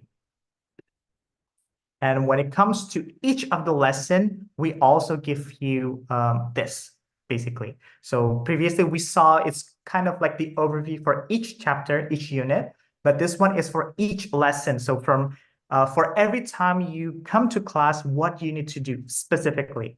And again, it's up to you whether you want to use it, you want to follow it 100%, 50%, 30%, it's up to you. But at least it's provided for you because we know like teachers spend so much time having to plan for the lessons, right? You need to research for the materials, you need to figure out preparing for assessment questions, you have to grade. And basically in Atlaz, we help you, we already do that for you, all of that. So you can see there's the lesson objectives, right? At the end of the lesson, students will be able to do this and that. Again, the capaian pembelajaran, right? But this one is more specific towards this lesson. So it's towards the lesson itself. And the target language, what they're supposed to be able to understand, maybe any new vocabulary they're supposed to achieve that day. And then it always starts with a warm up. So as we did with Yuta today, right? So when he asked you, let's say, to do the, what is that called? The do now tasks, right? So I think this is very, very much important for any class that you're teaching. So when it comes to class, my suggestion, same as Yuta, is not just to stand there and give information, because when that's the case, students will feel they already have so much information, they don't need to hear that from you, right? So that's the kind of world we're facing right now, and that's the truth. And we need to be able to adapt and to do better as teachers as well. So basically, the warmer is given to you in each of the lesson plan, and it will be different for each of the lesson as well. So because we understand, let's say, when you might want to do something different for the next lesson, or you might want to do the same thing as previously, it's up to you. But at least we provide different warmer activities, so you don't have to worry as much, oh my God, I have to come up with another ice-breaking activity. What should I do, right? We give you the options there. You just need to see, and it gives you very detailed instruction how you can do it. And also it tells you what to instruct to the students. So it makes it easier, because a lot of time, let's say when we Google, right, it tells you like, play bingo. Okay, so how do we play bingo, right? Then we have to research. We might have to watch YouTube, right? How to play it and model it. But here in the lesson plan itself, it's already shown to you how to do it, basically. And this is what it looks like inside our book, as well as our online learning. So everything is tailored towards each of these overview that we saw earlier. So in terms of the CFR, also with the Merdeka curriculum as well. The video is also provided for you in each of the lesson. There's a video there, an animated video when it comes to teaching, let's say, difficult vocabulary or grammar concept, right? So it's done for you there with our own characters. So Atlas built our own characters there. There's like the tiger, the bird, the giraffe, and also the rabbit. So if you have been using Atlas, maybe just tell us who's your favorite characters. I think we're just very curious. For me, I think it might be, I don't know, maybe Lulu. Lulu is the rabbit, right? Because she's very clever. I don't know, but I don't know. What about you? Tell us who your favorite one is. But yeah, so this is what it looks like. Even the reading and the activity is already tailored towards the overview and the aim itself, basically. Oh, Miss Nadia is laughing. Maybe there's something funny in the chat box. I'll check it soon. But yeah, this is what it looks like. And the last thing that I want to tell you, so after understanding, let's say, okay, so we understand about CFR, Curriculum Merdeka, how they are basically integrated into our lesson. The last tips that I want to give to you, the first one is to focus on your students' needs more than the curriculum. So again, don't focus on the details, because details will change. You need to understand that as well. And we have understood that too, right? Curriculum might change every now and then. So it's not so much on meeting the curriculum, but it's using it as a point of reference. The second one, let the curriculum be a guidance instead of instructions. So see it as, use it for the big picture, basically. Third one, let the materials be adapted in any ways you need. So don't let it guide you in terms of, let's say, telling you what to do, but it should help you to do what you want to do. So at the end of the day, it's your call. You are the teacher, right? So that means use the materials to help you achieve your goal. Then focus on the core, let the rest be shaped around the core. So that's why there's always a lesson aim, right? The lesson aim shouldn't be too many. I think at most you should have only 2 to 3 lesson aims in one lesson, because that's already quite enough, and really focus on that. And your activities might vary, but at least it's to just meet that maybe one specific lesson aim, or 2 or 3, and that's it. And don't let it be too many. Maybe you want to bring in, I want to do grammar, reading, listening, vocabulary, everything today, because I have to finish everything by next Tuesday. That will set everything on fire, basically. And the next one, be open to changes and possibilities. So you need to be flexible, because the CEFR itself, as we saw it today, right? The quote said it is also subject to amendments. It can be changed. It can change by itself. You can change it. It's up to you. So think long run, not short run. So when it comes to teaching your students, it's not really just achieving one thing for today. So let's say there was a case, one of the teachers asked us like, is it right for me to teach past tense to grade 2 students, right? Then I explained, I mean, it's never too early to be exposed to anything, right? So sometimes we as teachers need to understand that maybe when it comes to learning that, it's not about mastering that at the moment. Maybe it's about just exposure. And then like the teacher tried, it's like, oh, it actually worked. Then she was really happy 2 days after because it really worked. And the students could actually do it.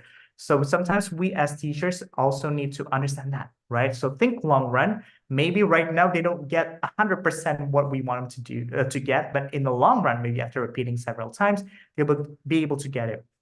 Or for some difficult concepts, let's say when you're teaching middle school reading skills, maybe you're teaching them the difference between skimming, scanning, intensive reading, right? All these different reading skills gives them headaches, right? Maybe they're not able to do it right away. But maybe 3 years later, when they have to take TOEFL or IELTS, they remember what you taught them. Then that's a time when they actually start mastering it, when they take it into practice themselves. And they might not even have to have your support anymore. But at least your exposure to them helps them to get to that point of realization in the future. So again, it's not just about now, short run, but think of in the future, how it's going to help your students in the future as well. Then the details may change, but don't cling too much on them. Again, no more focus on details, please. See the bigger picture. And the last one, focus on the practice more than the standards. So that is my main topic for my session. It's basically, I want you, all of you here as teachers, to focus on how you can use CEFR, Merdeka Curriculum to build it around your lesson itself. So not just about making sure that you are tapping into each of the standard, but using the standard to build a practice for your students. Okay, so I think that's pretty much it for me. So thank you so much for listening. As I have mentioned, so I had to tap into the theory a little bit, but hopefully it wasn't too much. But what I want you to focus is how you can use these ideas that I'm giving to you so that you can give better lesson qualities to your students and help your students to achieve the goals. All right, so I'll give it back to Miss Nadia. Thank you so much. Okay. There you go. Thank you, Mr. Kevin, for very, thoughtful, what can I say? Thoughtful presentation, because Mr. Kevin asked us, the teachers in our who face the students directly, to not focus on the standards too much, but we need to be find out how we can help the students, right? Okay, so in our chat box, actually some of the teachers asked about how to get a Atlaz and how to have the experience of using Atlaz. Actually, you can go to Atlaz Shopee. The link is there. And then do not forget to put Atlaz CEFR so you can get the promo. Okay. All right. So before we go to the explanation of how to use the promo, I would like to to give you a opportunity to ask, actually. Okay. And anyway, all right. Some of our teachers on our YouTube, you also can ask, and we are going to read your questions as well. Okay, Mr. Kevin.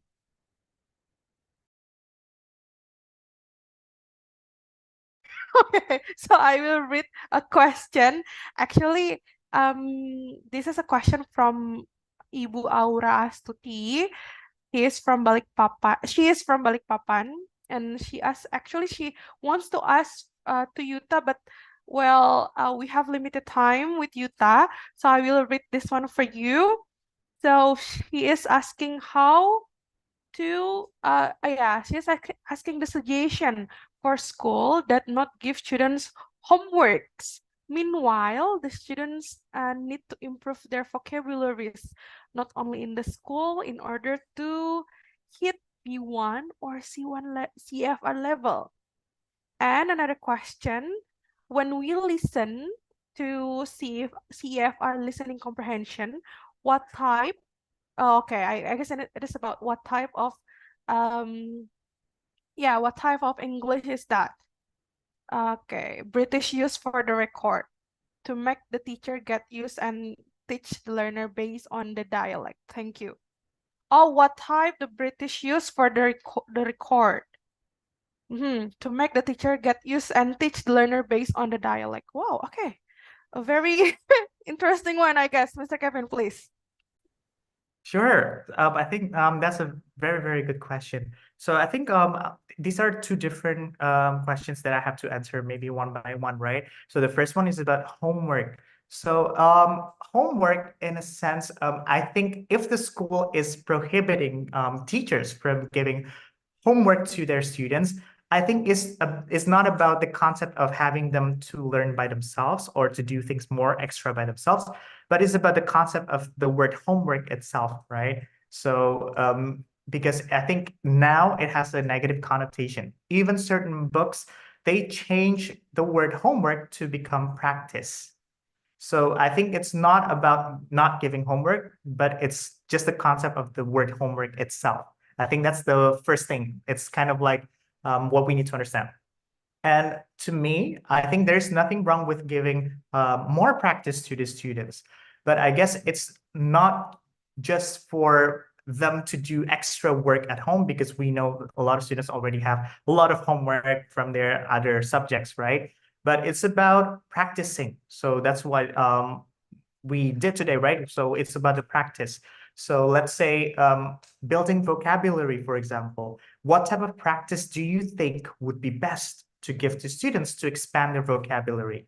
So for me, when I want my students to expand their vocabulary, I wouldn't give them more extra work on what we learn in this unit, because I think that will be too redundant, and that's not expansion, right? That's talking about repetition. It's a different thing.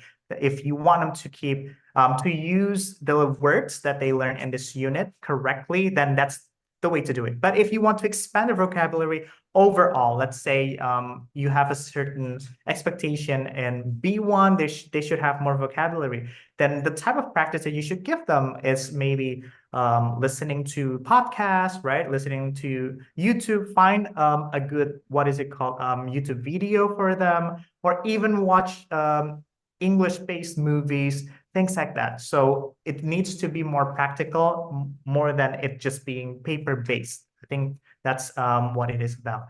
But yeah, I would say if your school tells you not to give homework, I don't think it means in a way that you shouldn't give them anything to do at all, because that it wouldn't be right, especially when it comes to learning languages, because languages are different. It's not just students coming to class and they learn from you and that's it.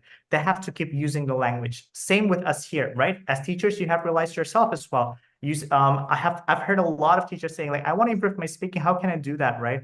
Obviously, it's just to keep speaking. It's just to keep doing it. That's the only way that you can improve. Same thing for your students. So encourage them to do that, right? So my suggestion is maybe don't use the word homework, just use like, oh, let's do extra practice because I think that'd be best for you, things like that.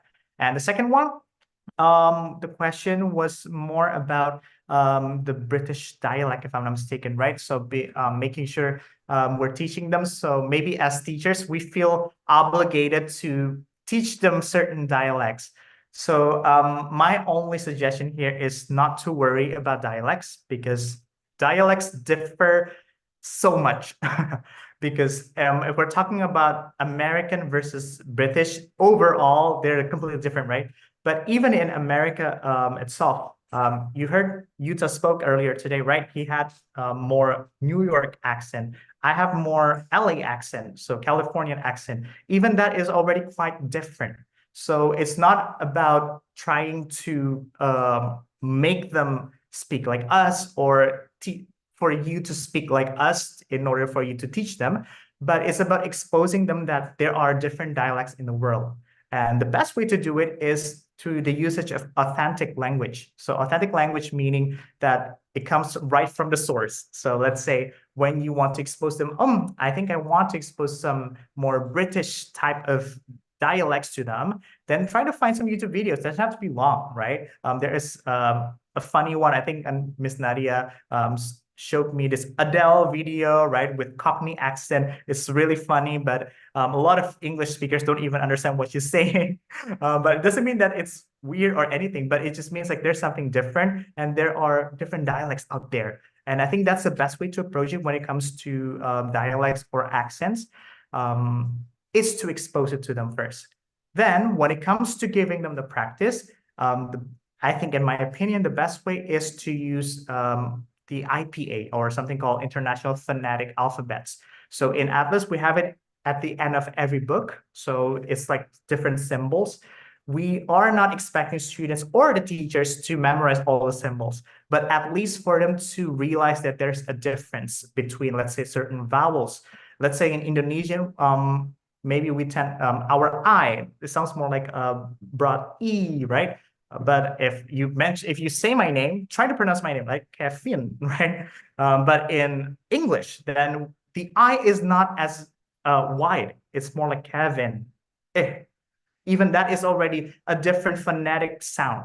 And when you want it to show that difference to your students, it's best to show some visuals. And the visuals are these IPAs, basically. So the symbols will help you. So this is E, this is I, right? Because not everybody is learning auditory, so they might also learn visually. So I think that's the best way if you want to teach them pronunciation.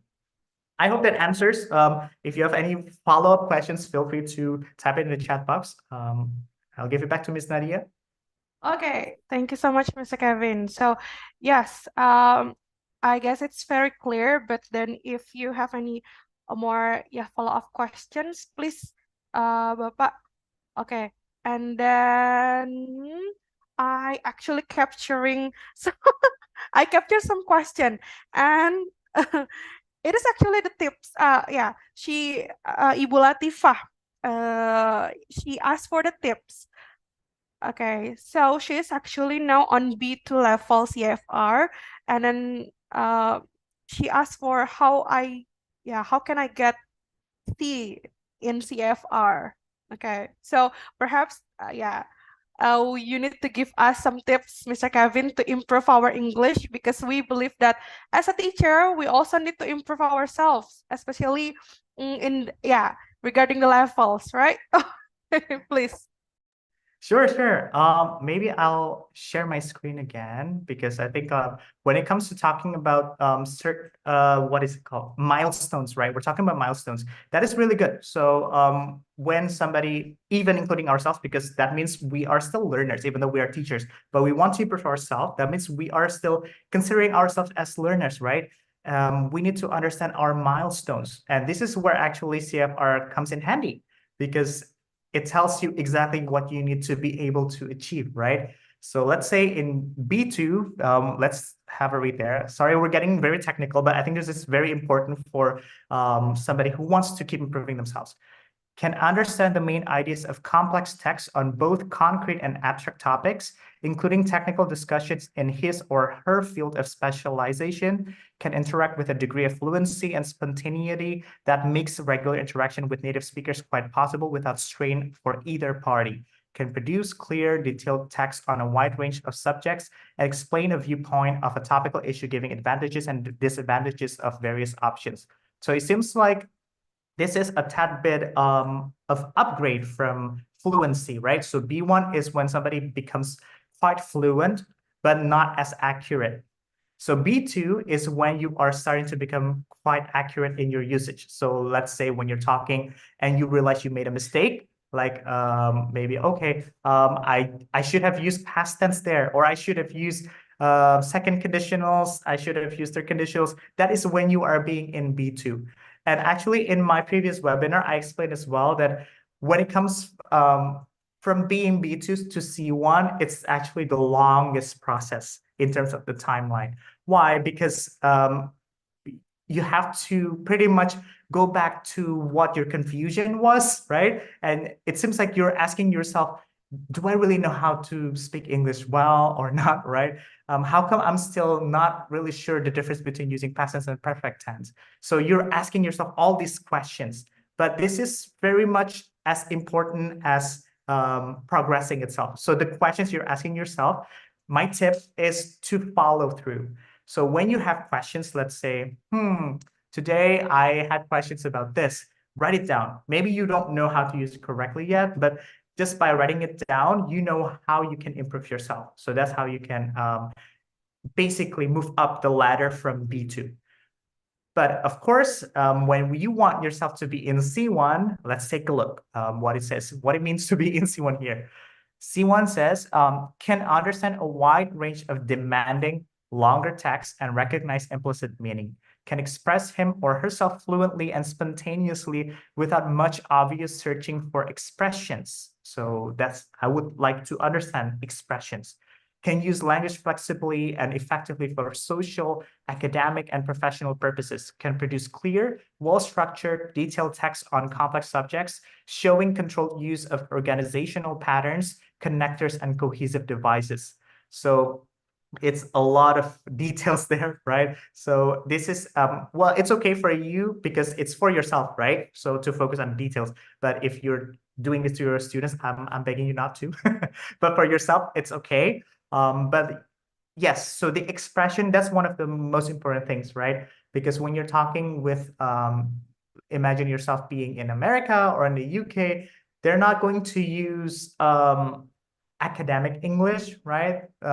As much, or they're not going to use exactly words that are literal. Sometimes they use expressions to say something, right? So let's say idioms that I used recently, killing two birds with one stone, right? So things like that, being able to use it spontaneously. So focus on those because that's what it's being said for C1. And in terms of the details, that means you need to focus on those very last sentences there, produce clear, well-structured, detailed text on complex subjects, control use of organizational pattern, connectors, and cohesive devices. So you can tell when somebody is almost like a native or very much fluent when their sentences are connecting very well, right? So it becomes very cohesive. You need to use a lot of connectors, cohesive devices. So explore those connectors, right? If you didn't know how to use however, what's the difference between using however, although, even though, these kind of things. And filler words, let's say saying or like, things, simple things like that, that matters in this sense. So hopefully that answers. I think we can dig deeper, but at least in general, that would be it if you want to improve yourself in that direction. So I'll give it back to Miss Nadia. Okay, thank you so much, Mr. Kevin. So if you teacher, if you haven't known your level yet, you actually can try our test.hiatlas.com. It's for free, so you can check out your own level. Okay, so before and after that, you actually can give it to your students. Okay, so just try that one.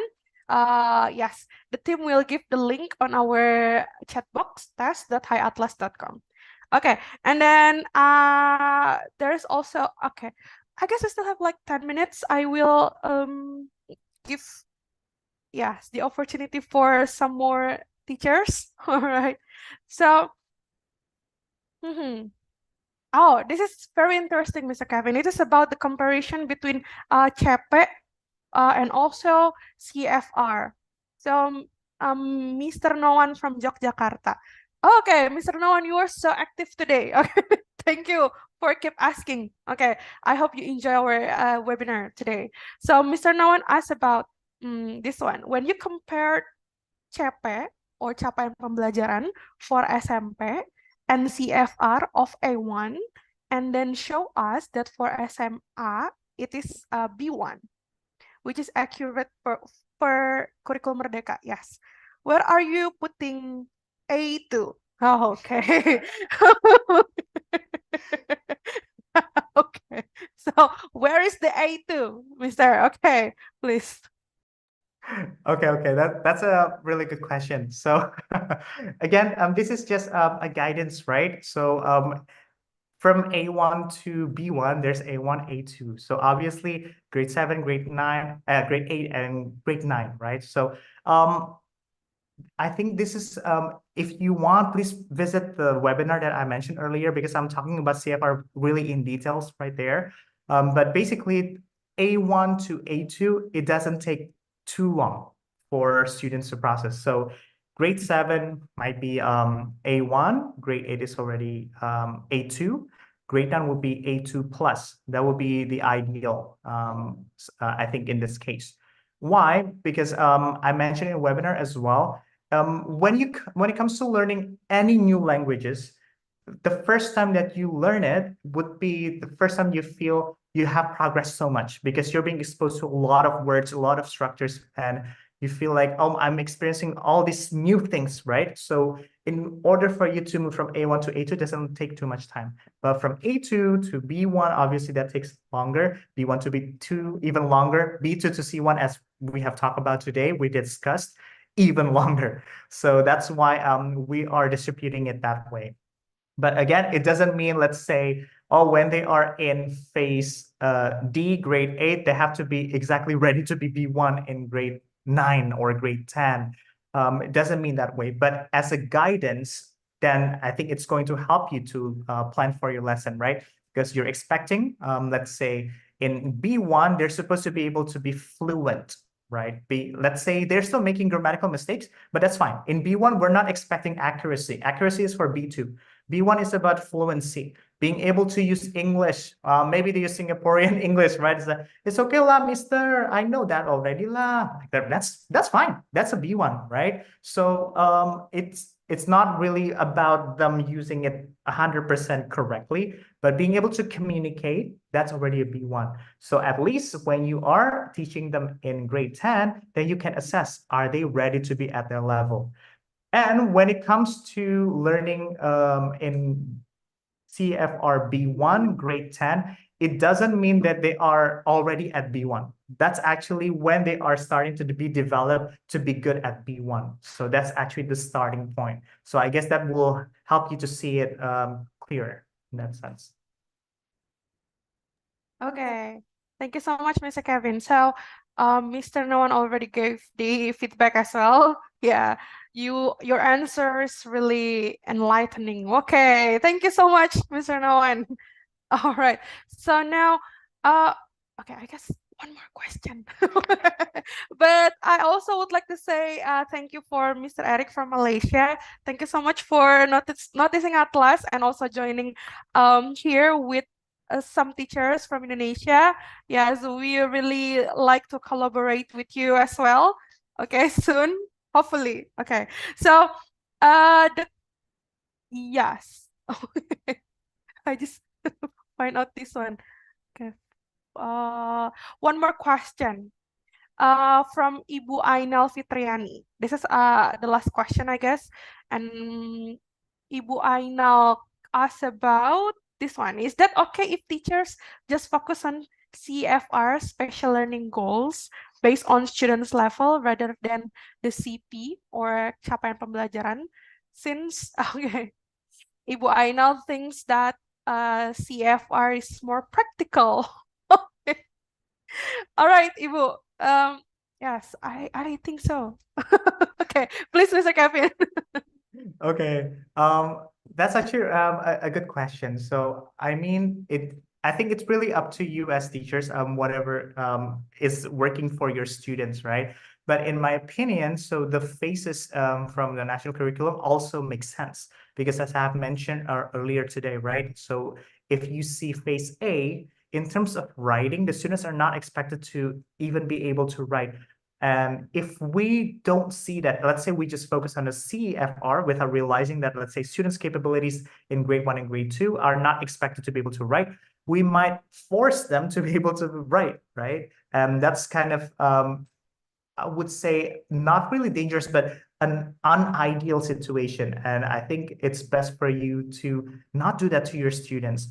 But if you have already understood that, let's say because you're very experienced, you have taught different levels, you know their stages in life, I think you don't have to worry as much about the capaian pembelajaran because that means you already have a sense in your head which stages in their learning curve that they're supposed to be in, right?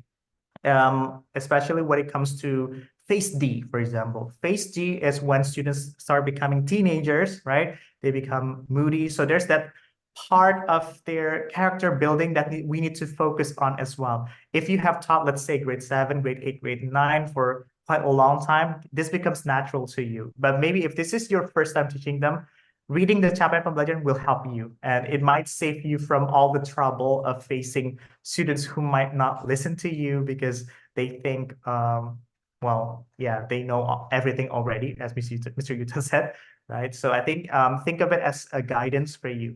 But in terms of focusing on CFR, yes, you can use it if you think that you know your students well enough. If not, I'm suggesting you to read capaian pembelajaran. That's my suggestion. All right, Mr. Kevin, thank you so much. Okay, again, just like what Mr. Noan said, it's really enlightening. Okay. All right. So I guess Mr. Kevin, can you help me to stop sharing? Okay, your screen. Thank you so much. Okay, and I guess it is the end of our question and answer session. Now, okay, I want us teachers to give big round of applause to Mr. Kevin. Thank you so much. All right. So Bapak Ibu, thank you so much for staying with us. All right. Before we go, all right, I would like to, yes, give you the keywords, but not me. Mr. Kevin will give us the keyword. All right. So Mr. Kevin, what is the second keyword of our session today? Right. The keywords are standards to practice. I will try to type it. Keyword. Second keyword. All right. Standard to practice. What does it mean, Mr. Kevin? All right. Sure. So yeah, that's actually like the main, I would say, thing that I want you to take away from whatever I'm delivering today is, as English teachers, please focus more on the practice more than the standards. So don't worry so much about, let's say, having to achieve certain levels for the students, things like that. It's more about students being able to use the language. That's more important than anything. And don't forget that they need to have fun as well, right? Because English is fun. I think that's one of the reasons why you all become English teachers. I think I haven't met any English teachers who said that English is not fun. If you are an English teacher, you know that English is fun. So let's remember that English is fun and focus on the practice. Yay. Okay. So I do agree with that one. We all do agree, right? So thank you so much, Mr. Kevin, again. And Bapak Ibu, before we have the photo session, I would like to give some kind of presentation a bit. Okay, yay, finally, Miss Nadia present something. What is it? So I would like to present how to use our promo for today's webinar. So just like I told you before, yeah, we are going to jump to an orange e-commerce. We call it Shopee. Just type Atlaz Belajar Bahasa to find out about our products, right? So just click it. Do not forget to follow it. Okay. And here are all of the products that we have. Okay. And then, for example, some of the teachers ask about English book for vocational students. Yes, Bapak Ibu, when you are teaching vocational schools, you actually can start from English Escalate 4. All right, when you click it, yes, you can directly go to, yes, just click this one, beli sekarang. And then, yeah, here, okay. On masukkan kode voucher toko, you can click the code. Yeah, so it is Atlaz CEFR. There you go. I got the discount already. Do not forget to directly click checkout. Okay, so Bapak Ibu, if you are now, yeah, if you do not have Shopee, hopefully you can download it because I don't think we can have the promo on any other e-commerce, right? Okay, so if you have any difficulties, you can actually ask Maya who sent the link of today's webinar. All right, so Bapak Ibu, some of you also asked me about the online learning. So when you purchase our book, you can directly get your online learning. Okay, so if you want to request that one into the teacher account, you can ask Maya. Okay, and change your student's account with the teacher account, because on the teacher account of our online learning, you can have that lesson plan that Mr. Kevin already shows to us, and also other teacher resources such as teacher training videos and also the worksheets that will help you, yes, develop your teaching in the classroom later. Okay, so yes, thank you so much. Yes, Miss Liva already shared the present list for today's webinar. Yeah. So the first keyword. What is the first keyword? Nope.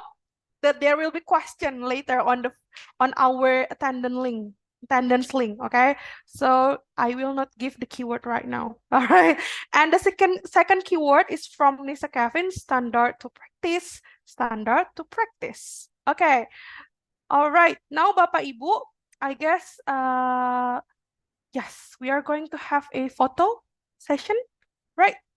Okay, so I can see that. Okay, thank you so much for still being with us, Bapak Ibu. There's also a question whether we can go to some city outside Jakarta. Yes. Yeah, we are about to do that. Okay, we are going to visit your city. I cannot wait to see Danau Toba. Okay, just like what Ibu Sylvia said. Okay, so I would like to count 3, 2, 1, and go. On the first page. Okay, and then on the second page, I can see Ibu Dea, and Ibu Sri Reski and other. Okay, thank you so much. There you go. Okay, I need to. Okay, good. Okay, there are a lot of pages. I cannot capture all of them, but yes, that's okay. Yeah, thank you so much, Bapak Ibu. Okay, if you want to see the, some of you also asked on your Zoom that you are going to record. Do not worry, because the recording will be on our YouTube. So if you need to have to watch again the Yuta's presentation, for example, you can go to our YouTube. Yeah, it is Atlaz Academy. Okay, so now, all right, I think it is the end of our session. Do not forget, if you want to get your E2JP certificate from this webinar, you can click the present list link and then fill in that one with your valid email. Okay, we will send this e-certificate through your email. And if you are waiting for 32JP workshop, I know, right? 32JP workshop will be held by Atlaz next month on February. Yes, we are going to have it from 8 February, 15 February, and also 21st February. Okay, so please do not forget to follow us on Instagram at hi.atlaz. Okay, I think that's all for today. I am Nadia, and it's time for me to say bye-bye. See you on the next webinar and workshop. Thank you. Jadi guru itu harus esa sabar. Tidak jarang murid mengalami kesulitan, namun tidak berani bertanya. Kadang capek dan bosan. Setiap sebelum ngajar harus buat dan update lesson plan. Ditambah lagi kemampuan dan kebutuhan siswa itu berbeda-beda. Harus ditanya satu persatu di mana permasalahannya.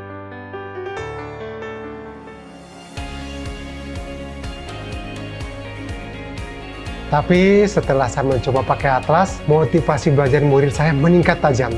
Karena selain memiliki buku interaktif dan LMS yang user-friendly, metode pembelajarannya juga menarik dan mudah dimengerti. Lalu saya merekomendasikan ke teman guru bahasa Inggris yang lain.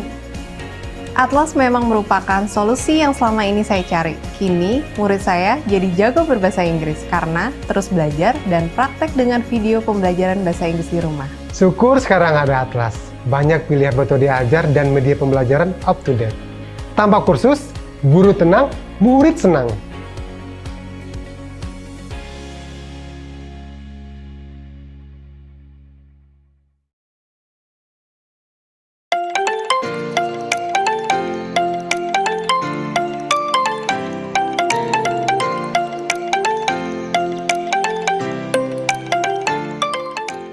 Bismillahirrahmanirrahim. Assalamualaikum warahmatullahi wabarakatuh. Perkenalkan, nama saya Nur Afrima dari SMP Model Ariyat Insan Cendekia Bekasi. Di sini saya mengajar bahasa Inggris. Kesan pertama menggunakan LMS Atlaz. Sangat penasaran dengan isi dari materi-materi yang diberikan oleh tim Atlaz dan juga tentang worksheet-nya terlebih itu. Karena ketika menggunakan LMS Atlaz ini tidak hanya materi yang mudah dipahami oleh para siswa, tetapi juga memudahkan kita sebagai teachers terkait tentang resort-resort di skill listening seperti itu. Kesan positif dari anak-anak pun juga saya dapatkan ketika mereka menggunakan LMS Atlaz maupun buku dari tim Atlaz sendiri. Anak-anak menyampaikan bahwasanya bukunya itu sangat menarik karena banyak gambar, banyak video-video yang nanti bisa mereka putar di LMS-nya. Jadi ketika anak-anak belum paham materi-materinya di sekolah, ketika kita berdiskusi bersama dari penyampaian materi dari saya sebagai guru bahasa Inggrisnya, mereka bisa mempelajari kembali dari LMS di rumah masing-masing. Seperti itu. Overall dari saya untuk Atlaz, LMS-nya memang good job.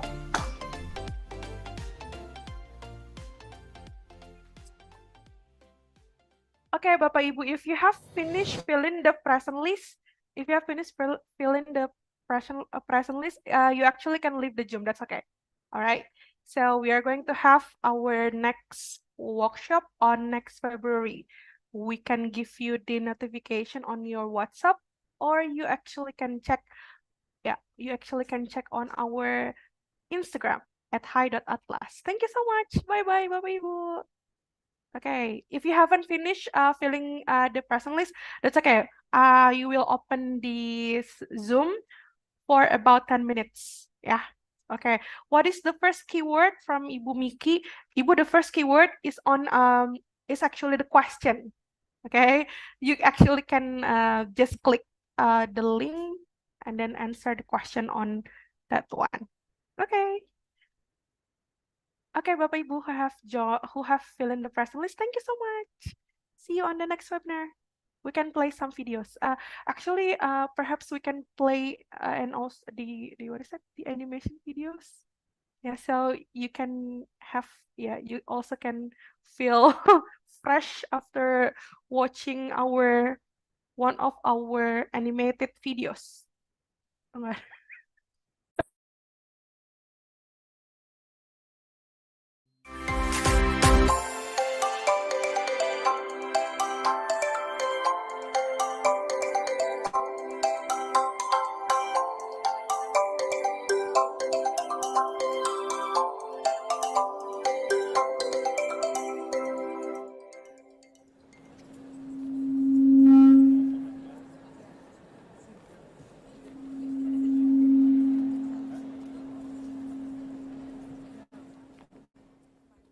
First of all, I want to give a warm welcome to all parents, teachers, and of course, my fellow graduates. The day we have been waiting for is finally upon us. I want to thank my mom and dad who have always been supportive. I want to thank the teachers who always being there to guide me through the perils of high school.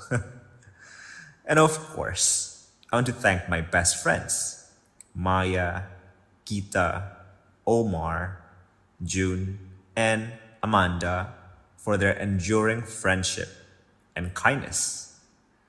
I just want to say that you guys are the real deal, the real unsung hero of my life. It was only 3 years ago that a scrawny little kid named Nick walked through the doors of Atlaz Senior High School. He might be a little bit dorky, and he is seriously into gaming. I know what you guys think.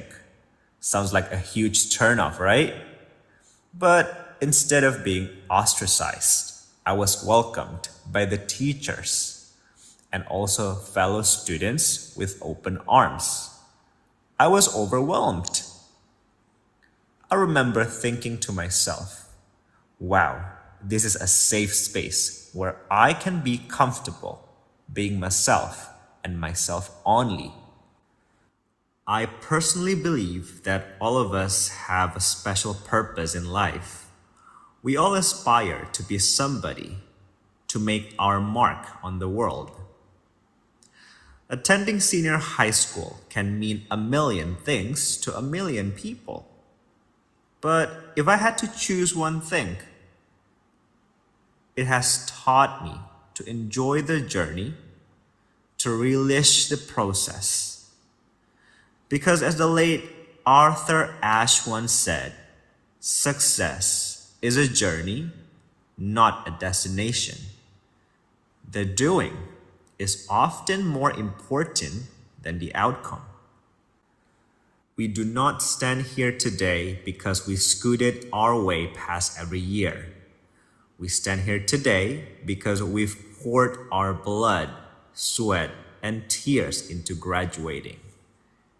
The efforts we've put in all these years, the knowledge that has been bestowed upon us by teachers, and the never-ending support from family and friends had molded us into a better version of ourselves that are more ready than ever to face whatever future challenges that come our way. Having said that, my wonderful senior high school experience might not apply to every one of you. Someone might have been mean to you or even hurt your heart. There might be moments you wish didn't happen, or maybe you've made huge sacrifices that none but yourself can fathom. The journey might be long and arduous, but so is the reward bountiful and plenty. Finally, despite all of the hardships, embarrassments, and whatnot, we've graduated. So I wish that the class of 2021 will walk out that door today holding our heads up high. But not too high, you hit your head on the door frame, okay? Anyway, thank you very much. This is your boy, Nick, signing out.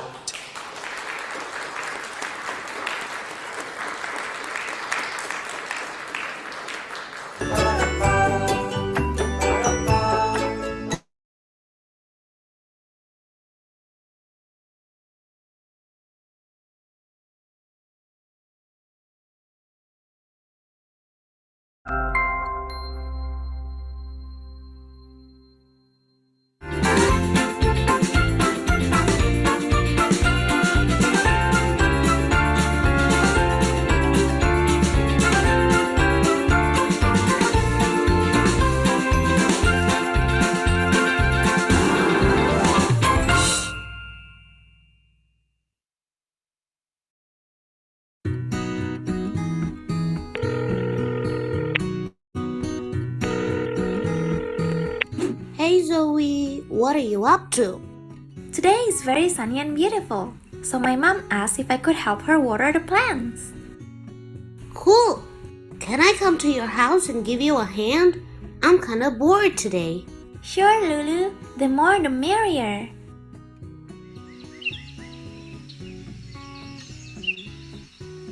Welcome to our humble abode, Lulu.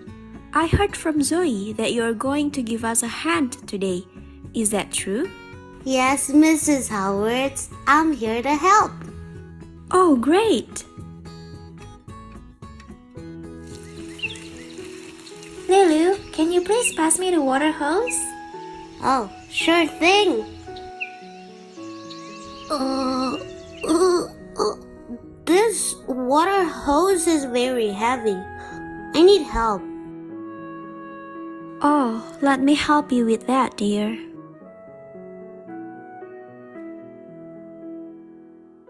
Kids, do you know why it is important to water the plants every day? No, tell us, Mrs. Howard. Because these plants are the very source where your foods come from. What? How is that possible? Come, let me show you this pumpkin plant. Can you see those big, juicy pumpkins? You guys love eating pumpkins, don't you? Wow! Those pumpkins are huge and they look so tasty. Did they really grow on that plant? Yes, and they wouldn't have grown so big and juicy if I hadn't taken care of them and watered them every day. Now, do you guys understand why it is so important to water the plants every day? Yes, Mom. Thank you for telling us. Here, let me help you water other plants. How about you, Lulu? Yes, Mrs. Howard. I understand now. In that case, I'll come here every day to help Zoe and you water the plants.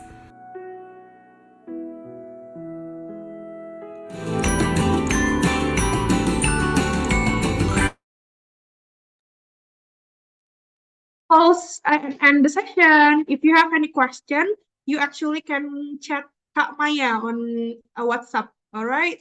Bye-bye. See you on our next webinar. Assalamualaikum warahmatullahi wabarakatuh. Have a nice day, Bapak Ibu. Have a nice weekend.